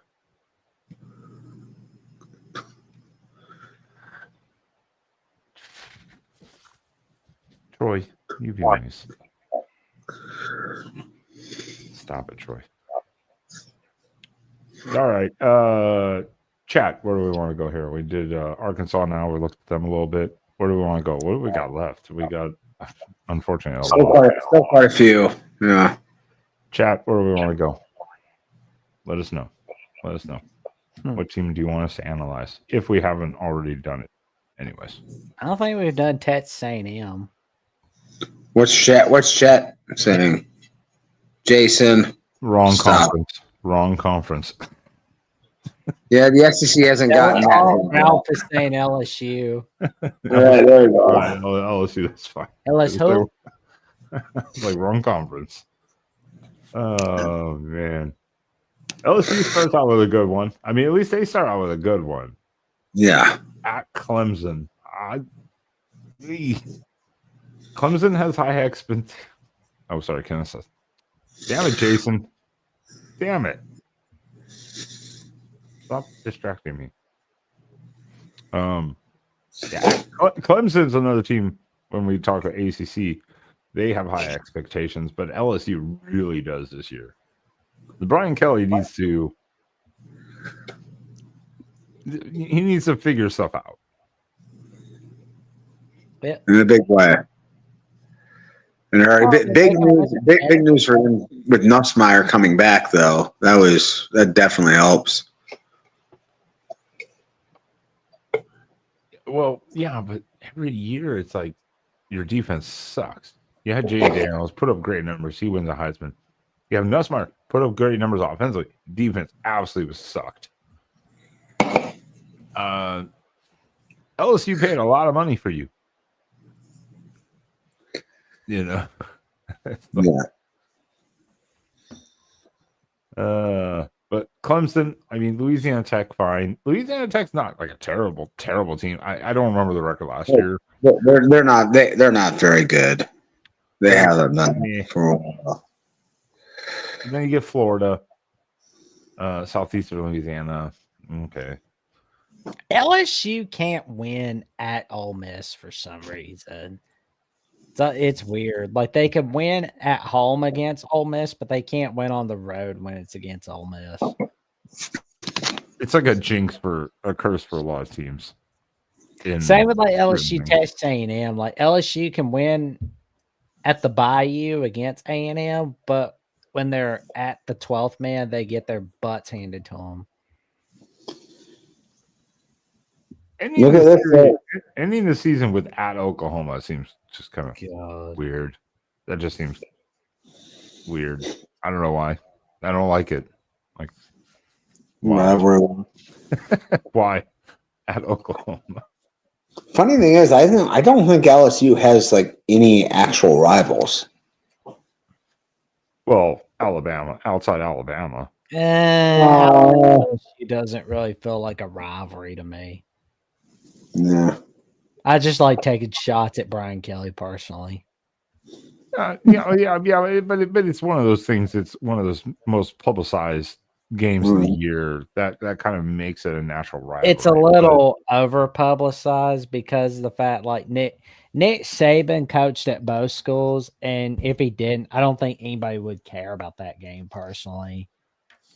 I mean, except like some of the years when they've been like number 1 and number 2 when they played each other. True. Or the flawed BCS where they played again in the title game. But it's like Florida, Tennessee from the 90s and stuff. Like they may have run that conference for that time, and that may have been the biggest game of the year, but it was never really a rivalry. And now that they're not at those schools, aren't at the stations that they were, no one really cares about Florida, Tennessee. I have to address this. Ralph's never heard of Southeastern Louisiana. I believe I'd have to Google it. That's where an Oregon quarterback, Brian Bennett, went and played at the FCS level. I believe you're right. I believe that was Southeastern Louisiana. I've driven by there. It's by Houma, Louisiana, down by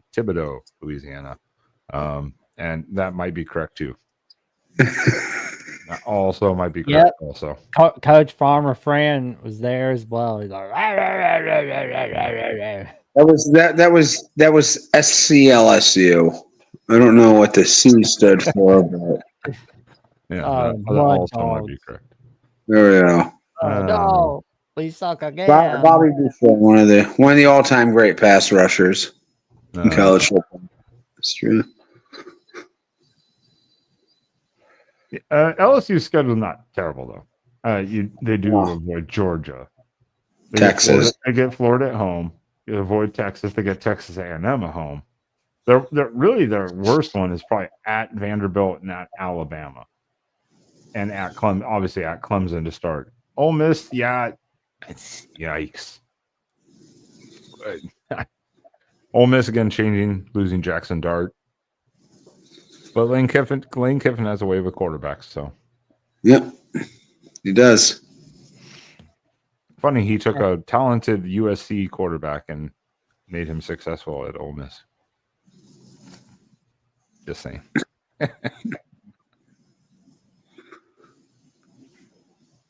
Oh man. It's just going off now. Not bad. What's the expectations? LSU. What do they got to do? What does Brian They're Kelly have to do? I mean, 10-2, but I don't think. Well, I mean, I think it's playoffs or bust for them this year. They need to find a way to get into that 12 team in the worst way. It'll be their 5th straight time that they lose an opener Trojan fight if they lose to Clemson. They lost back-to-back to Florida State. They lost to USC last year. They lost to UCLA in week 1 for 2021. Yeah. 2021. That was still Ogeron, right?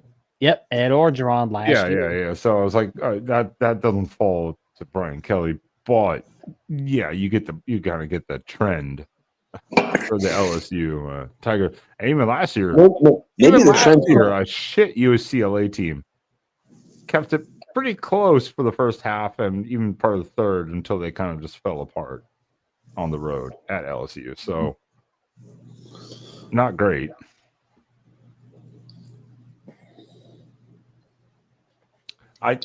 Brian Kelly's got to be right in the playoff run, make the playoff, SEC title game, or at least be extremely competitive. But it's again, he's one of those coaches that not this year necessarily, but definitely by 2026, it will be fully hot seated. When we get to that type of program, I'll look into some of these contracts for coaches because that will also dictate, can you afford to fire a coach? Let's put it that way. USC, for instance, no, you can't. You're stuck. Stop it. Hey, can we get the Florida Gators up here next? Those ones? Swamp it up.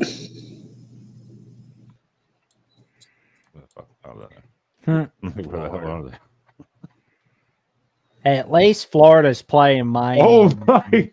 We might have found our gem. Long Island. Go Sharks! That might be our gem team of the season this year. Let's go. Let's talk Florida football though, because I'm going to search Long Island.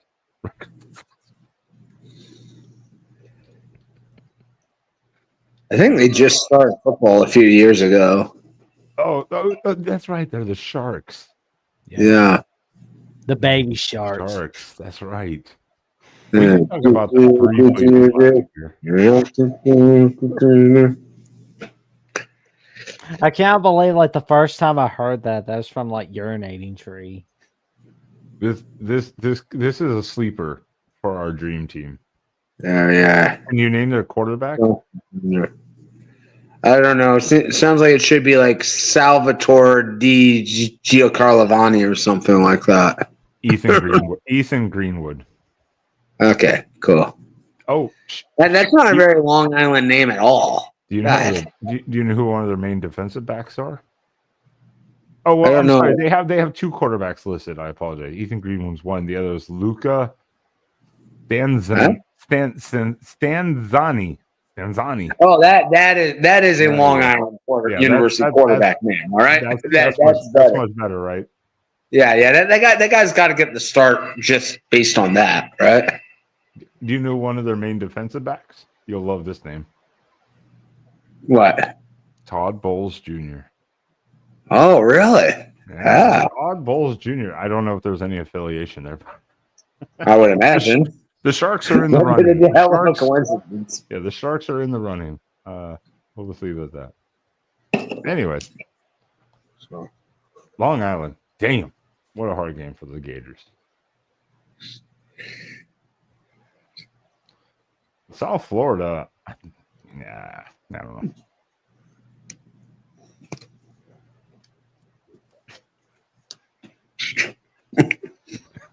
Yes, it is. That was. I see that. Makes sense. Here's this back-to-back at LSU, at Miami. I get it. Miami's not that much of a road trip, but these back-to-back road games, and here we go again. Then later at Kentucky, at Ole Miss. Like SEC is not doing some of these teams kind of dirty. Well, Florida should be done a little dirty because they don't ever do Miami on an annual basis with Florida State. So that's Florida's punishment. Yeah, but playing Miami and Florida State every year with an SEC schedule, that's kind of They should do that more often. It'd be nicer for college football. Jason, stop doing research in the background about the Sharks or whatever the hell their name are. Stop doing it. Page Federal Credit Union. Stop it. They're on our watch list. Yikes.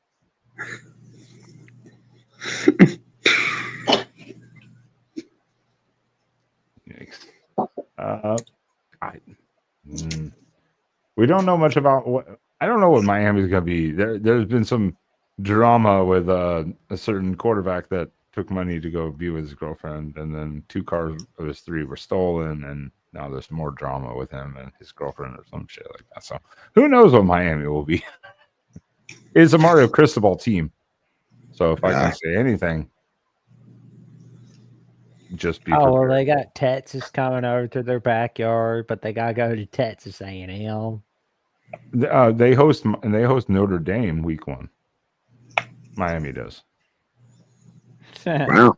So Catholics convicts. I have a feeling Miami's going to have a great start and then just pissed away somehow, like they did last year.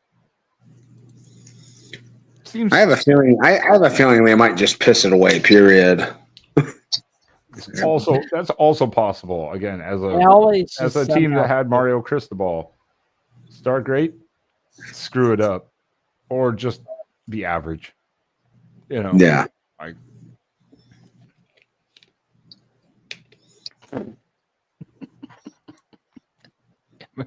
stop pissing on the Sharks. Hey, they're in the running for our team of the year. All right. And I like Long Island. Florida should. I mean, we all know that the Gators are just petrified, too scared to go up to Bethpage Federal Credit Union Stadium.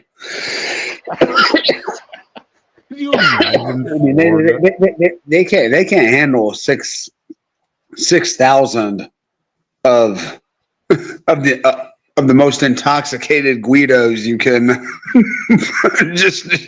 just literally sell like $3 Long Island iced teas, supercharged like $1 for like doubles, and you would sell out that stadium. You would honestly probably sell it out just with the number of Florida fans coming up to watch the game. Maybe that's the problem, though. Like, dude, the tickets would be gone in like 10 minutes.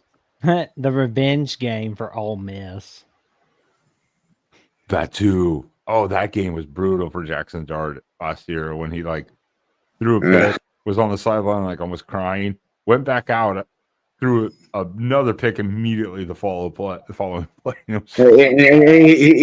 Well, he threw another pick right before his in between those two. He threw a pass that 100% should have been picked off. So it was basically. No, I know. I mean, that's what I mean. It was like he went on the sideline, though, like, it won the pick, and then he went back out and threw a pick immediately. It was just like, geez, guy. That was just an epic meltdown. Brutal. Absolutely brutal. Well, just look at their schedule. Yeah, once again, they've got one of the toughest schedules in the league. Texas, Georgia, Tennessee, LSU. So, yeah, that's Florida State. Yeah. Florida State. I'm sorry, Florida State at the end of the year. Florida State is not going to have that big of a turnaround this season. I don't think, because Mike Norvell is continuing to live in the transfer portal, and look what happened last year. It was a hit and miss. That's what happens when you live in the transfer portal. It either works or it doesn't. All right. I hate to do this to you guys at this part, but I've got a flight in like less than 6 hours, and I haven't even packed yet. So, what the hell are you doing all day, you lazy? Never mind. I just came in today. I flew in. I came. So I got home at like 5 o'clock. So you should packed out. You should be packed still. You didn't need to unpack to leave tomorrow. You literally just could have left everything in the bag and be packed for tomorrow. No. There's a thing called laundry that you have to do sometimes. You don't do laundry. You told us this in the backstage. What? What? All right, guys. Boy, Jesus. I'll be seeing you, Sean. It's good seeing you. Goodbye. See you Thursday night. Thanks, bud. See ya. All right. See you in a couple weeks, Sean. Take care. All right. Yeah. Gators. Yeah. I don't know. It could be worse, but it's not a great schedule when you have Miami. And again, Florida State's the question mark. Mm-hmm. What will Florida State be by the end of the season? Are they going to be better, or are they going to be 2-10? Like Florida State just should be better than 2-10. But well, I mean, and they were in some of those games last year. It's not like they were just like getting blown out constantly. I mean, they should have lost to Cal, so really they probably should have been 1-11. For those that want to look back on the Week 4 edition of CFB After Dark for 2024, I had a very profane rant on Florida State Cal. Yeah, I was like, they should have really lost that game, but I think I probably made Ben piss his pants a little bit for my rant. Like, what the hell? Well, probably, but also I was like, that was just like literally a Justin Wilcox special of how to screw up winning a game. Oh man, literally. Well, there are teams that really come up short when they really shouldn't. Yeah, it happens. Like Auburn. That's a great place to go. That is a great place to go. Because Hugh Freeze is another one of those coaches. And you got to put up or shut up this year. And you're not starting out nice at Baylor. And Baylor. Oh, that's going to be on Friday night. Yeah. Baylor, I mean, I don't know if they underperformed this last year, but they still had a solid year. It was an 8-win season. Like a solid team. I mean, it was a Big 12, so Big 12 was all over the place, but not a bad year. Not a bad year for Baylor. So for Auburn to go start there, that's some. And you host South Alabama. Yeah. I mean, depending on what Auburn looks like, they might literally be like 1-2 before going to Oklahoma. Legitimately, that could be the case. And Hugh Freeze will be having to host those stripper parties start bringing in actually good recruits this time. Well, if he doesn't throw his back out from them. True too. But yeah. Auburn, they always play tough against Georgia at home. And we know that's going to happen. They're going to play tough against Bama on rivalry week. That is true. I mean, obviously, we remember the, 4th and 30. Was it 4th and 34? Like fourth and goal from like 4th and 31. 4th and 31. Yeah. It was like 4th and goal, but 31 yard, or whatever it is. Yep. And again, here we go. The SEC is doing this again at Oklahoma, at Texas A&M, back-to-back road games. I don't know. This is just I guess a thing of expansion is these odd road game scheduling, because that just doesn't seem nice to any team to do that. But well, I want to see if Auburn can have a better season than what they've had this season. Well, yeah, because it's Hugh Freeze. He's the offensive mind, he's the quarterback guy. He figures out how to do this. He's a good recruiter. He's brought in all these good players and massively underperformed in general. Can they upset Georgia or Alabama this season? That'll be the question. And just not have dumb losses. Oh yeah, I mean they got lucky against A&M last year. A&M's gunning for blood on September 27th. Yeah, I mean, I think one of the hardest things when we look at this, and this is not projections or predictions, is there's so much turnover in the SEC as a whole, whether position groups or coaching. It's hard to look at what is going to happen with each team. You're just having to go off of recency bias and what you saw in the field and go,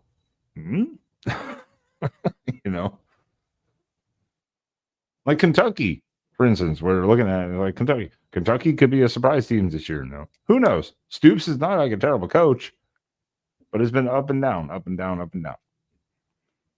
Maybe this is that year where they're like that breakout team that surprises a lot of people. We don't know. That's what makes college football so much fun. If Auburn's having a 9-win season this year, that's really going to help Hugh Freeze. Yes. He needs 8. He needs at least like 8 wins and be competitive and not have a dumb loss. No dumb losses.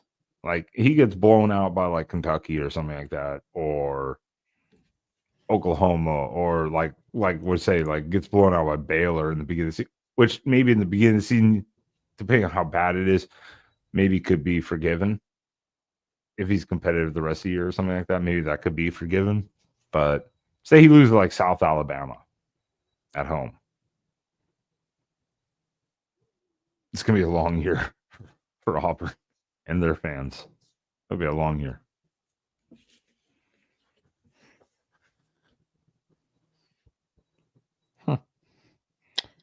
But damn you, Mercer. Get out of here. Get out of here, Mercer. Get. You're not on our watch list for teams of 2025. Well, the defending SEC champs are obviously on our watch list. Who is that? Oh, Georgia. Yeah, that's right. Oh my God, there's so many teams. Why? There's too many teams. Jesus. That's what I'm here for. Oh God. All right. Let's Georgia, see. Tennessee. Yeah. Georgia can't get a win against Bama. They can't get it done against them. Okay. Yeah, that's true. Well, Marshall, no problem. Yeah, Austin TV. At Tennessee, that'll be interesting. Bama, yeah. This is a kind of a rough slate. Bama, I mean, you got Kentucky, fine. At Auburn, Ole Miss, like you say, Auburn played them close at Auburn, and then Ole Miss. Revenge game. Yeah, I mean that didn't go in Georgia's favor last year, obviously. So that will be interesting. Oh, they're gunning for that Rebel blood. You get a bye before going to the cocktail party. You know, if Georgia beats Ole Miss, you know what they should do? They should play that Rebel song by Johnny Cash, just like stomp all over the. Well, that's right, they're not at Ole Miss, but they should consider doing that next time they go to Ole Miss and beat them. Theirs is not the most brutal. Georgia, not a brutal schedule this year in the sense that they do avoid a couple teams. I've noticed a lot of teams are getting to skip Mississippi State so far, and everything we've looked at. I mean, well, actually, shit, they're there. Maybe Mississippi State is just so forgettable that I don't even notice. They're them so unlucky in all of college football, and when they do have good luck, it winds up with the worst luck. Oh yeah, Daniel. I need to do better about watching more of Buckeye Huddle because I mean, like Tony Girdman, friend of the Voice College Football, does a great job, and so does Kevin Noon. He does a great job. Man, like those guys are geniuses. Like those are go-to guys right there, man. And Ralph, did we see Georgia? Pay attention. We're looking at it right now. Pay attention, Ralph. Georgia Tech. That's will not be 8 overtimes this year. I don't. No, but people have more respect for that rivalry now. Oh, that was that game last year. Yeah. In all honesty, both teams probably should have won it way early. Could not shut up about Georgia's playoff hopes every 10 seconds. Yeah. Jesse Palmer think about his stupid little moron Food Network show and his Bachelorette show. Like, what's he getting down there in the back room exactly? You know what? Don't even tell me. I don't want to know, Jesse Palmer. You go focus on what you're doing in the back room and have some real people call that game. Both teams like that game should not have gone 8 overtime. Both teams, like Georgia Tech, got away from what was working for like 5 overtimes, and then we're like, oh, you know what? Haynes King can run the ball. We forgot. And then by then George was like, we're ready. And then Kirby doing the constant timeout like every overtime. They changed that rule now, right? Are they changing that rule this year? You can't like constantly back-to-back call timeouts in every overtime period against a team or something like that. Well, I think that was on the books to get looked at because that was ridiculous. I don't think the NCAA rule changes have come down just yet. Yeah, they haven't come down yet, but yeah, Davis like, yeah, I know it's on the books to get looked at because that was stupid last year. Yeah, that's right. Changes to injury timeouts are proposed. Injury timeouts, yes, they're looking at that. Well, yeah, one for overtime. It was stupid because every time Georgia Tech took the field, Kirby Smart, I mean, smartly. In a way, smartly, obviously, he was like, hey, timeout, adjust. But that really, like, you can't call back-to-back timeouts as a coach in normal season, the normal regulation time, because they're like, no, you can't do that anymore. That you can't do it. So, yeah, I think they're changing that. But, yeah, we will not see 8 overtimes this year. Here's what I want. Here's my rule change suggestion for college football. I want it to go back to the old overtime way from 1996 to 2018. I'm fine with that. I get the point of what they were doing to make it go for 2, but all you need to do is go back to that where it's first and 10 from the 25. Each team gets their possessions, but instead of kicking extra points, every team immediately has to go for 2. How about that? Instead of you get like 2 overtimes with a field goal, then you go to a 2-point. Every team immediately has to go for 2 points. You'll immediately end the game a lot quicker too. Yeah. But Jason makes a good point. They create more long overtime games that rarely happen with the old overtime games. Yeah, most went like I mean, there was the LSU Texas A&M one. Obviously that went 7 overtimes, I believe. Oregon did Arizona State, and that went 3 or 4 overtimes. But And most of them don't do. Most of them go like 1 overtime, and that's it. So if you change that first possession to immediately have to go for 2, generally one team's not going to get it. I don't want to go to like NFL model. I don't want to do that, where you just score a touchdown and it's over. I don't want to do that. But yeah, I don't like the just straight up 2-point conversions either. So I don't know. But that Georgia Texas SEC title rematch 2 weeks before rivalry week, that looks fun. Oh yeah. Oh, okay. I was like, I kind of looked at that weirdly. I was like, wait, they're at Texas again? I was like, oh wait, never mind. Yeah. I kind of looked at that raw weirdly. I was like, oh, and look at hello, Charlotte. Hello, Charlotte. Let's go. Jesus.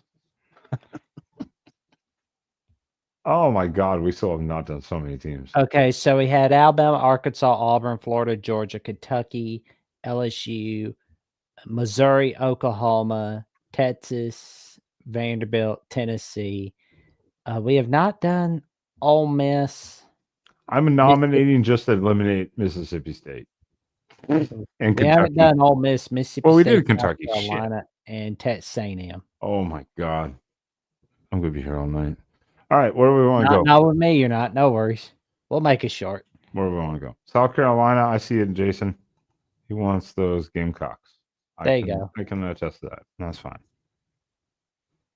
I'm just eliminating Mississippi State because no one has high expectations for Mississippi State this year, unfortunately. R.I.P. Mike Leach, the Pirate, one and only. Oh man, that's gonna be interesting. I mean, like the first 5 weeks look pretty good. And their buys are set up nicely. You get some good spacing here. The Virginia Tech one will be interesting. South Carolina State, whatever. At least you host Vanderbilt. They do avoid Georgia. That's helpful. They avoid Florida. Helpful. I mean, South Carolina, let's put it this way. South Carolina has a lot of high expectations with Sellers, being the guy. As long as South Carolina fans can forget about the whole Beamer getting into a fight with Bielema. I see. Beamer Mania. Let's go.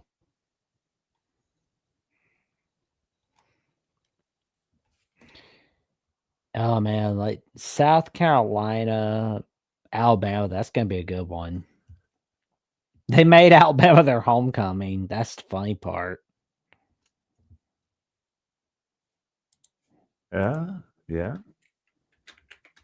I mean, of course, they're gonna end the season with hosting Clemson, which obviously the rivalry, and last year they pulled it out on the road, so that's always going to be heated. This is not a bad schedule, though. If the expectations of what you saw from South Carolina last year hold up, it's not the worst schedule in the world, by all means. The bye dates are set decently. So South Carolina just has a lot of expectation this season.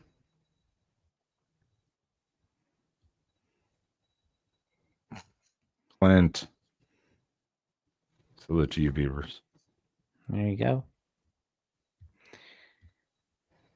South Carolina Ole Miss looks like it's gonna be interesting.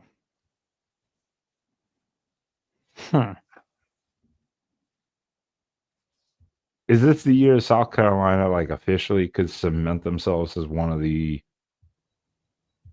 top 4 or 5 teams in the SEC? Like if they have a second really good year. Oh, they're gonna have to go 10-2 for that. They were close.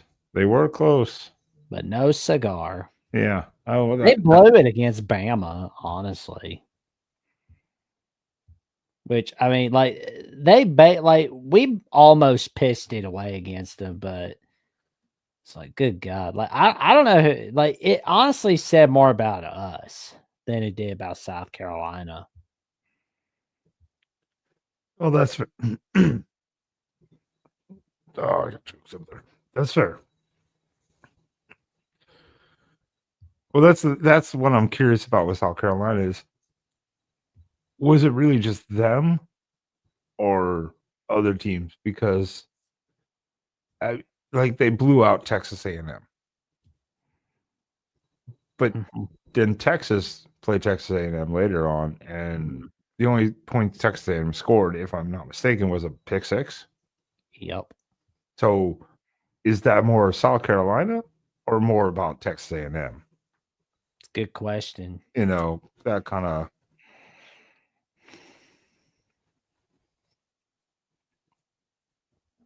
So we're gonna look and see. Beamer's fine though; he's doing good. South Carolina, okay. South Carolina wins like 7-8 games a year.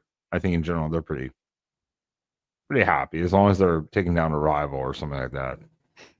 Oh yeah, as long as they don't lose to Clemson and shit like that. South Carolina Texas A&M looks like it's going to be a good one. But you know, there are teams that haven't won a national title since 1939, like Texas A&M. We'll go to them next, or does chat like Ole Miss?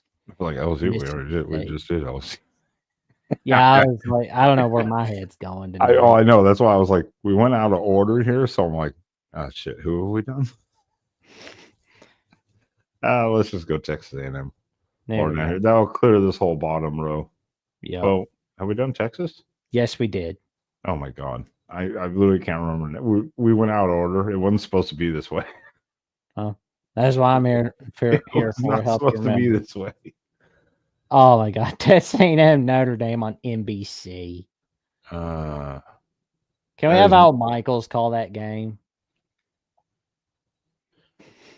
I don't know. That is, they get some nice warm-ups, a couple warm-ups before going to Notre Dame. But again, they lost at home to Notre Dame last year. Now going to Notre Dame. Well, they don't have Bama. That's good. They don't have Georgia. That's good. I still find it weird. Well, okay, they don't have Ole Miss. That's good. This schedule is, for the most part, pretty favorable. Host South Carolina, host Florida, host Auburn. I mean, if this is supposed to be the team, I mean, this is Elko's second year, so you got to give him time to fix Jimbo Fisher's whatever tenure you want to call that. But this is not a bad schedule for Texas A&M. No. They go 10-2. They're like what they have to do to make sure they get in the playoffs is slay that dragon that is LSU on the road. They do that, they're good to go. Well, but they have to also win Notre Dame. True. I think they beat Notre Dame. Yeah, you maybe down LSU at least, or maybe like at least a Florida, and play close to LSU and play close to Texas. I think you're pretty good. True. You're not bad. You can't lose if you lose all of those. No. But again, it's Mike Elko's second year. He's not in any risk or anything here. But this is maybe one of the better schedules they will see. Yeah. especially hosting certain teams. So Well, we know all A&M's not making the playoffs. At least we don't think so. But the fact of the matter is, we're just kind of stating what they have to do to make the playoffs. yeah, if they go 10-2, they're going to make the playoff. I depending on what other teams do. Like if you don't have if A&M this year goes 10-2, unless you have like multiple oddly somehow 11-1 teams elsewhere, like say in Indiana, they're going to make the playoffs if they go 10-2. I think at least they'd be at that large, type of player. Here we go. So that's all we're saying. What Texas A&M does, I don't know. They just need consistency with the offense. Yeah, I think is A&M's. That was kind of their downfall this last year. Was their offense is like hit and miss. Mm.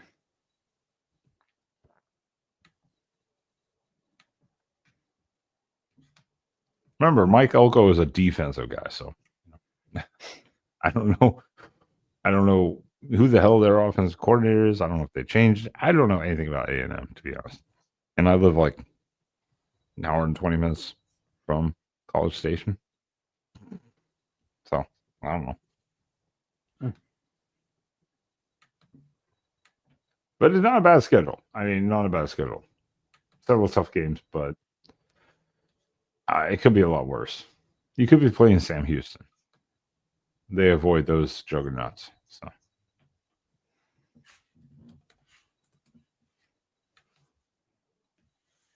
And there's only the Mississippi schools we got left. Well, we got Oklahoma and Ole Miss. I'm just kind of skip Mississippi State. Well, I'm not. we I did think most, do Oklahoma. Oh, we did do Oklahoma. That's right. Yeah, because we looked at who they're playing on rivalry week when Sean was there a little while ago. Holy shit! Have we actually managed to go through this whole thing? It felt like it was never ending. All right. We went over Alabama, Arkansas, Auburn, Florida, Georgia, Kentucky, LSU, Missouri, Oklahoma, South Carolina, Tennessee, Texas, Texas A&M, Vanderbilt. We have not gone over the Mississippi schools yet. I'll trust you. All right. Well, let's go Ole Miss, and then we'll glaze over Mississippi State's poor prospects this season because I feel bad for Mississippi State. Ole Miss. Will Lane Kiffin finally take the Rebels to the promised land? Probably not, but we'll see. We will see. Let's look at this. I have not seen any of this. Wow. Ole Miss has an easy non-con. Yeah. Well, you know what? This kind of stands out. This is kind of an interesting one. Washington State. I really don't know what Washington State's looking like. It's like they've been poached all over. Oh, I know. But even their bowl game last year, they had like 30 guys out, and they still fought really hard that bowl game. So, you know what?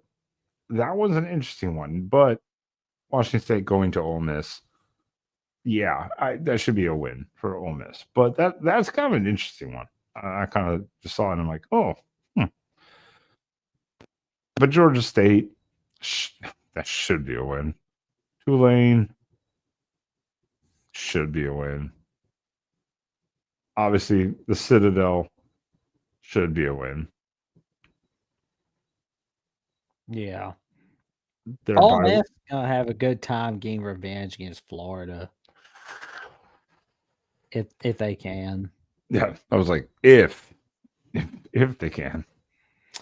Revenge game against LSU looks like it can be a revenge game. Let's see. They did lose to Kentucky, so it's like revenge game week 2. Yeah, they avoid Alabama. Of course. That's a heavy. They note. avoid That's Texas good. And Texas A&M. And let's see. They avoid USC, obviously. They were going to have them, but they canceled that home and home series. But I've got nothing nice to say about that. But so I'm just going to keep my mouth shut. But I'm going to say nice things about the Ole Miss channel, though. It's magical from Leanne Herring and Ruby Dreyer Finley and Mark Rogers himself as they bring you their takes on the latest news and notes on the Ole Miss Rebels Wednesday afternoons, 2 p.m. Eastern Time. That's right. Definitely check out all the channels. There You'll you find your team around, or at least content on your team, no matter what you do.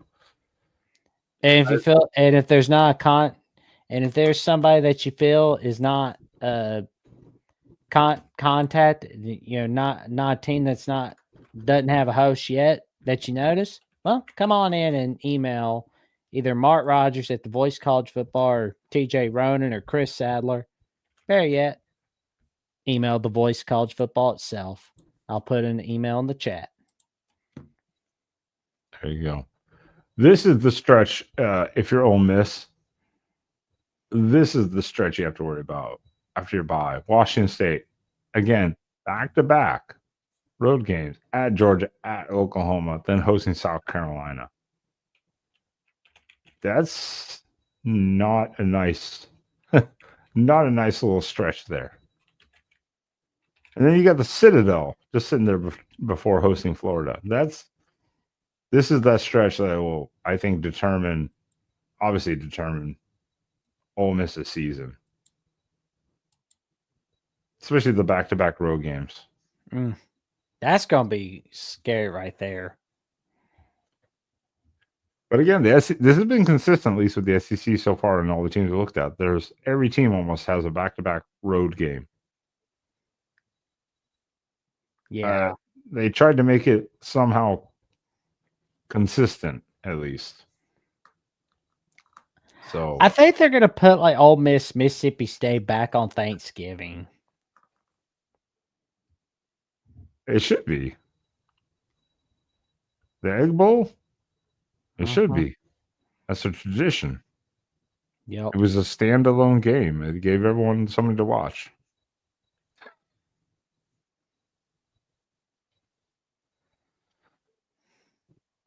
But yeah, this season, this is a good schedule overall. Lane Kiffin, he needs to perform. He needs to make the playoff. Let's put it that way. He can't be on Twitter bitching and complaining that they should be in the playoff. And as soon as the SEC loses every playoff game, he goes silent. Can't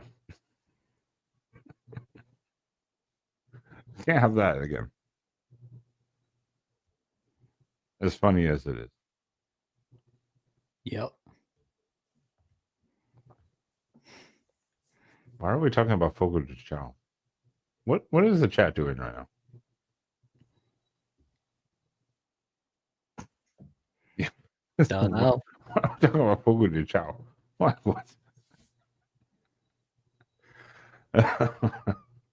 Fogo de Chao is very good, though. I will say that. Well, there's one last team. Team that hasn't won the SEC since 1941. This the saddest team on our list. It's okay. It's okay. It's okay, Mississippi State. Mike Leach. Oh, God, that's scary. Southern Miss lost. Arizona State lost. Alcorn State, that better be a win. Northern Illinois, I mean... 50-50? 50-50? Maybe.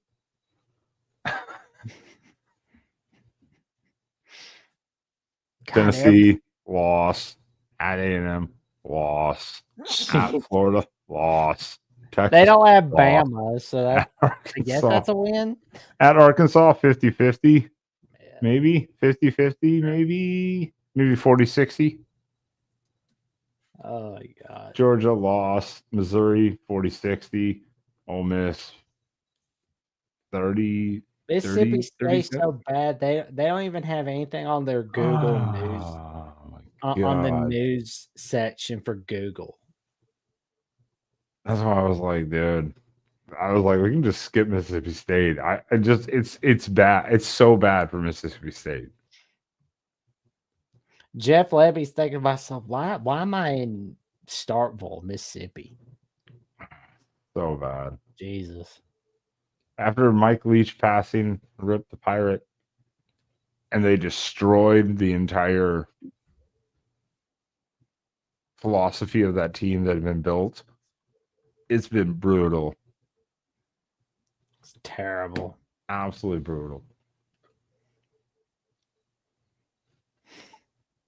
This is not a bowl team. Let's put it that way. No. No. If they went bowling, I mean, they somehow literally upset. It's so Mississippi State is so bad. They don't even have that many team sites.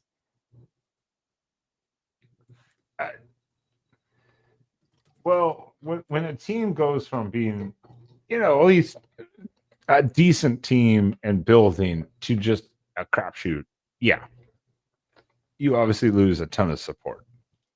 But this is just, it's not a good team. I think they're going to build in the right direction now, but it's not going to happen this year.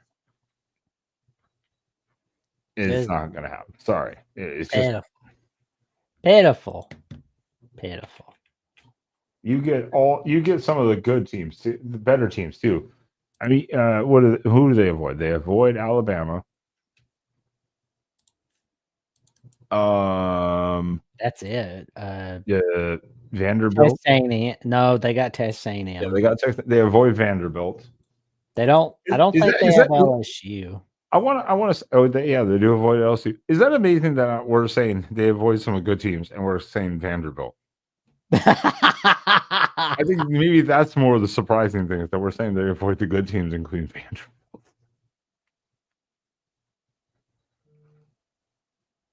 Rich Rod's taken. But I would agree. Actually, Rich Rod, after Mike Leach, they probably should have gotten Rich Rod. If Mississippi State had been smart at that point. Oh, yeah. They would have gotten someone like Rich Rod to take over like an air raid system. And that school just cannot have anything nice, can they? Like it's like they, it's like, nope, we're not going to let you have Mike Leach very long. Ask Brandon Walker about that. Oh, yeah. And I'm looking at the SC titles where it's like, well, the one where it's like 1941. What happened? Pearl Harbor happened in 1940. So it's like, even then, it's not really, they can't really have anything nice because it's just tainted by something bigger. Yeah.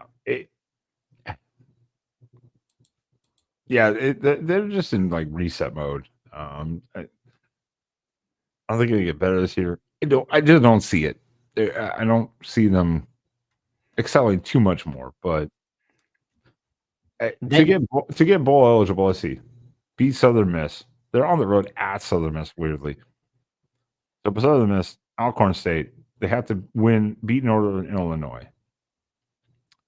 Let's just say they beat Arkansas,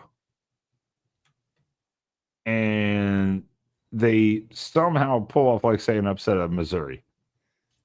That's still only 5 wins. It's still only 5. I just don't see them unless something weird happens and they beat a Florida or something. They're not a bowl team. No. At some point, if we see Mississippi State missing bowl games a lot, which they will, Jeff Levy's their fall guy. Well, and I part of it, not just the coaching and stuff. Again, I don't know what their NIL whole deal is, but I'm sure it's not. It's below average for SEC probably. No idea, but Oh It man. sucks for Mississippi State too, because Mississippi State, remember, just a decade ago was number one in the country. Just like a decade ago, they were the number one team in the country for a little bit there. So I mean, that's how far your shit can fall. Yep. Did you see that tweet? I should have pulled it up. The last time a team was ranked number one in the country. Oh man, I haven't That's seen it. it. Ooh, Oh, sounds like I need to. let me see if I can find that. I was like, oh man, the never list was brutal. God. See if I can find that. Dude, really fast. Oh, If I man. can't find it, I can't find it. I'm not gonna worry about it. But It's all right, man. You can send it to me, no issue.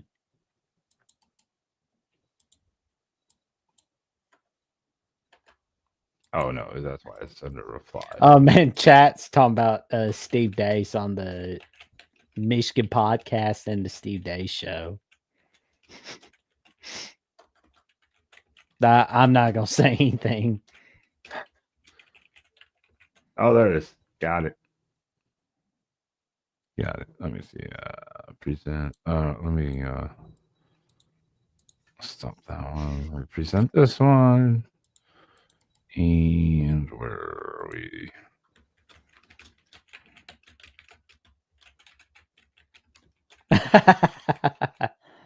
I mean, I have not checked to verify if this is correct or not. Oh, it's correct. I'm pretty sure it was. So I was like, the never list. Never. Like, damn. And this is with Power 4. Power 4. Relax, chat.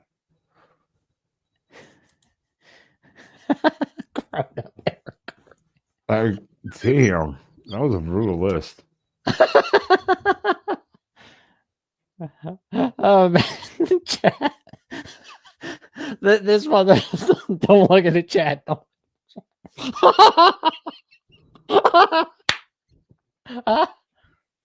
That is true. Yeah. Don't look at the chat. What are people doing? What's going on with Steve Dace now? Come on now. I know. Come on.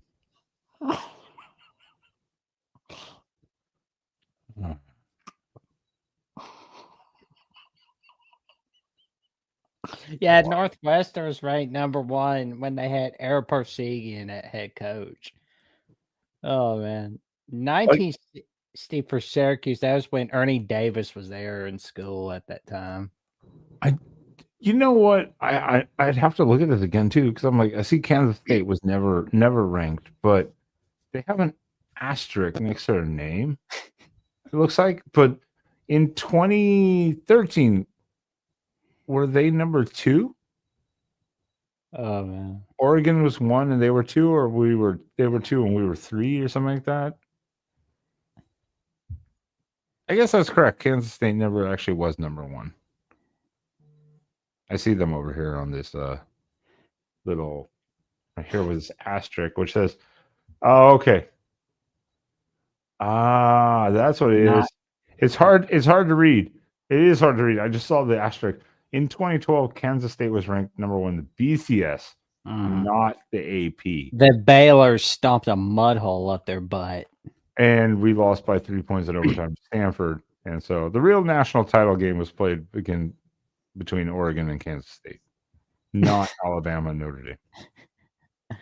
That's what the asterisk was for. I didn't actually notice that till just now. I was like, wait, what is this? November 17th, 2012. Oklahoma State has never been ranked number 1. Nope. Damn. They're not going to be. Like, damn.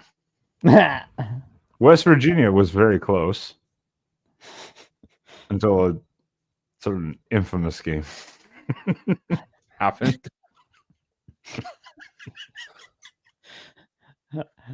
Okay. I got. Oh man. To be fair, Steve Dace will tweet during live bands about how Michigan is when he.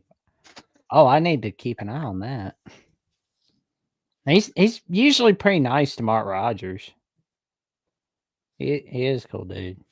Yeah, I'm just looking at this list though. If you look at this and just the numbers, it's like I've heard like people wow. say on some of the Michigan podcast episodes where it's like, "Oh my gosh, Steve Dace interrupted Mark." You know, it's like, oh, I mean, it is Steve's show, I guess.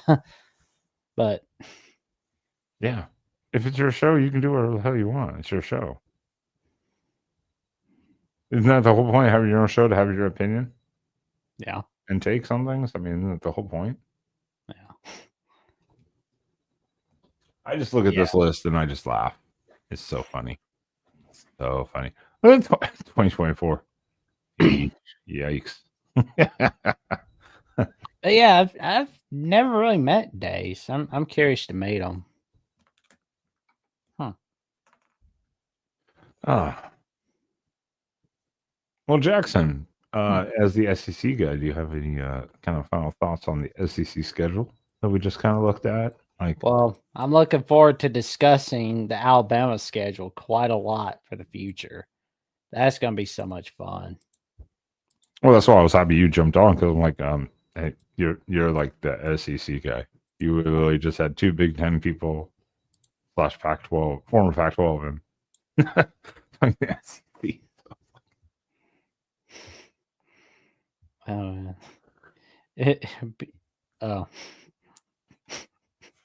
you can look at Ralph's comment. Yeah.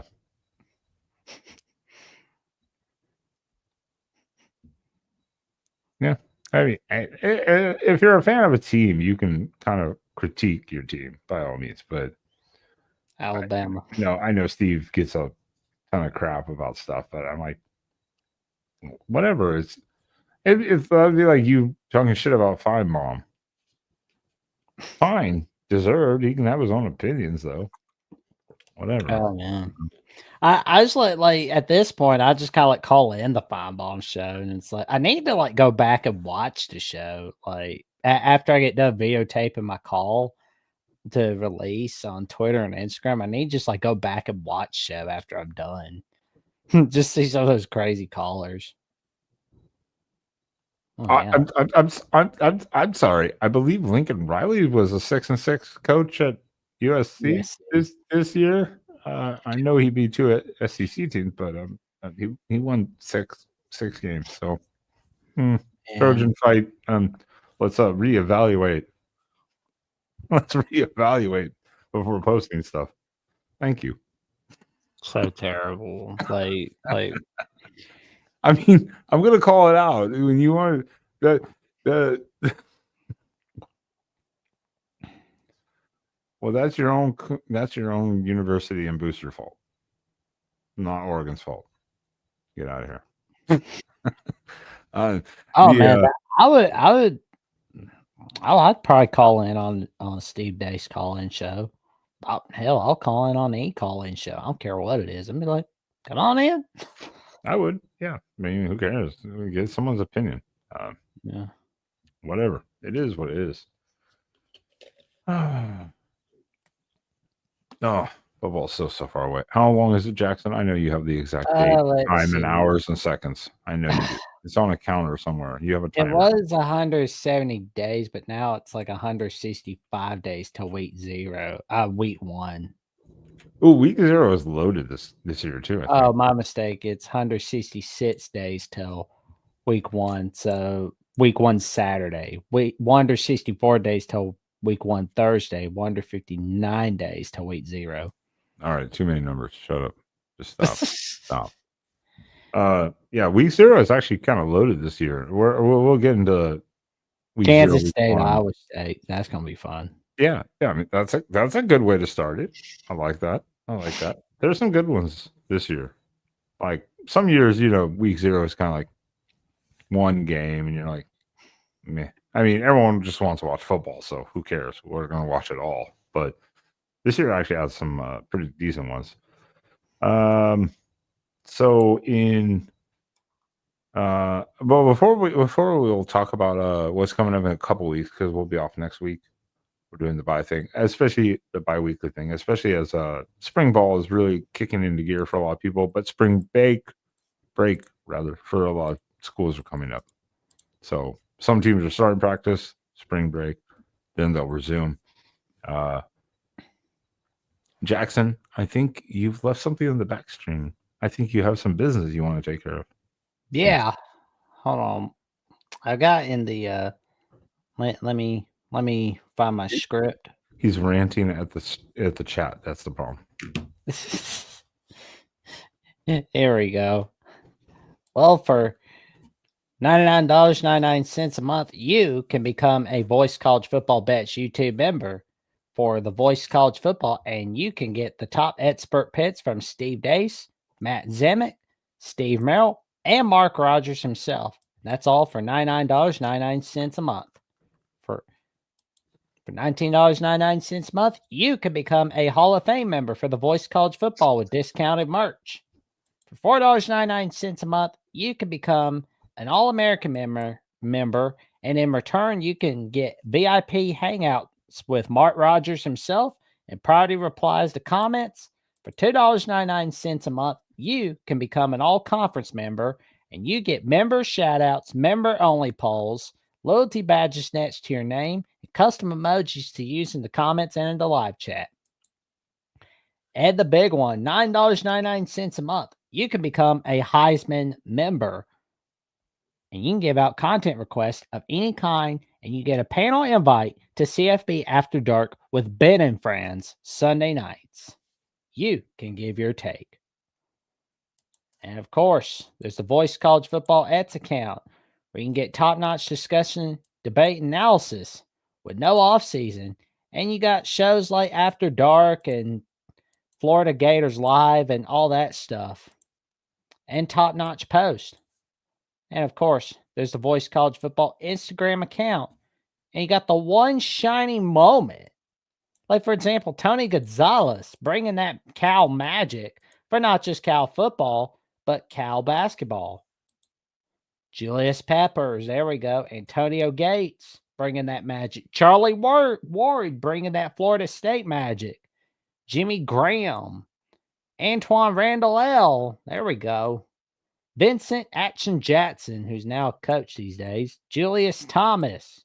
Donovan McNabb bringing out that killer instinct for Jim Boeheim and the Syracuse Orange. And Martellus Bennett bringing that A&M Aggie magic. There we go. So you got Patrick Privity, Gabriel Pickup, me, TJ Ronan, Chris from SG1 Sports bringing that magic for Mark Rogers on the Voice College Football Instagram account and the Ets account. So you didn't have an Aaron Hernandez on there? No, I don't think he was in the basketball squad. You'll have to text that to Gabe though. I was just trying to bring up a controversial figure. You guys are, I know the chat's going off about USC and Michigan, and that's fine. You guys, the Steve Dace, the Michigan podcast. Yeah, you guys have fun in the chat over that stuff. Ben, what have you and Spaz got going on Duts Live this week? We are working on trying to bring in some guests. We have been reaching out to a lot of people. It's the off season. I get it. It's it's difficult to get people because a lot of people are not involved or try not to be. We don't want to bring on the same people over and over. So, but this Wednesday we'll be talking spring ball and some of the recruiting stuff. And yeah, we'll be talking all that stuff with the Duck Channel this Wednesday night. So we'll hopefully see a lot of you over there. Even if you're a Trojan fan, Trojans and the Ducks are right now in some heated recruiting battles going on. So it's a good time. It's a good time. And what else have you got going on in your world on Exploring with Ben and Sam? Absolutely nothing. I'm part-time retired from that, to say, as in like a few weeks. Mm-hmm. A few weeks. What do you got going on, Jackson, at the Alabama channel, though? Well, we got some magic coming your way. Tomorrow we've got the 29th edition where Coach Burt's, Jeffrey, and Only Talk Sports and myself go over our take on Alabama basketball and football. we're going over what's going to happen in March. We're hoping that we can have a huge run to the Final Four again. Although I'm a little nervous about Grant Nelson. I'm hoping he's doing all right, but we'll wait and see. But, of course, you can check us out on Alabama The Voice College Football, where we are looking to get 2,600 subs, 56 subs away from that magic number. We are looking to get there. We are looking to get to 3,000 subs, but we want to get to 4,000 subs before the Texas channel does. I mean, Texas went to the playoffs, but we still run this bitch in the SEC. So we'll need all the help we can get. We'll be getting some guests lined up, all kinds of people you're gonna love seeing from Alabama at The Voice College Football. And for more updates on what I've got going on for Alabama at The Voice College Football and the Jacksonian, check me out on JacksonVOCFB on X/Twitter and on Jackson Johnson 543908 on Instagram and Threads. And check out my last 2 episodes of the Jacksonian on Jackson Johnson 979 on YouTube, where I have Garrison Gaddy from the Scarlet and Blue Show and Ohio State at The Voice College Football, where we go over everything college football under the sun, and Cameron Honesty, the editor of Aggies Wire, where we discuss a lot about the Texas A&M Aggies. And I've got my next episode in the works with Grayson Boone at Locked On Wolfpack, where we're discussing a lot about the North Carolina State basketball program. Stay tuned. You won't want to miss it.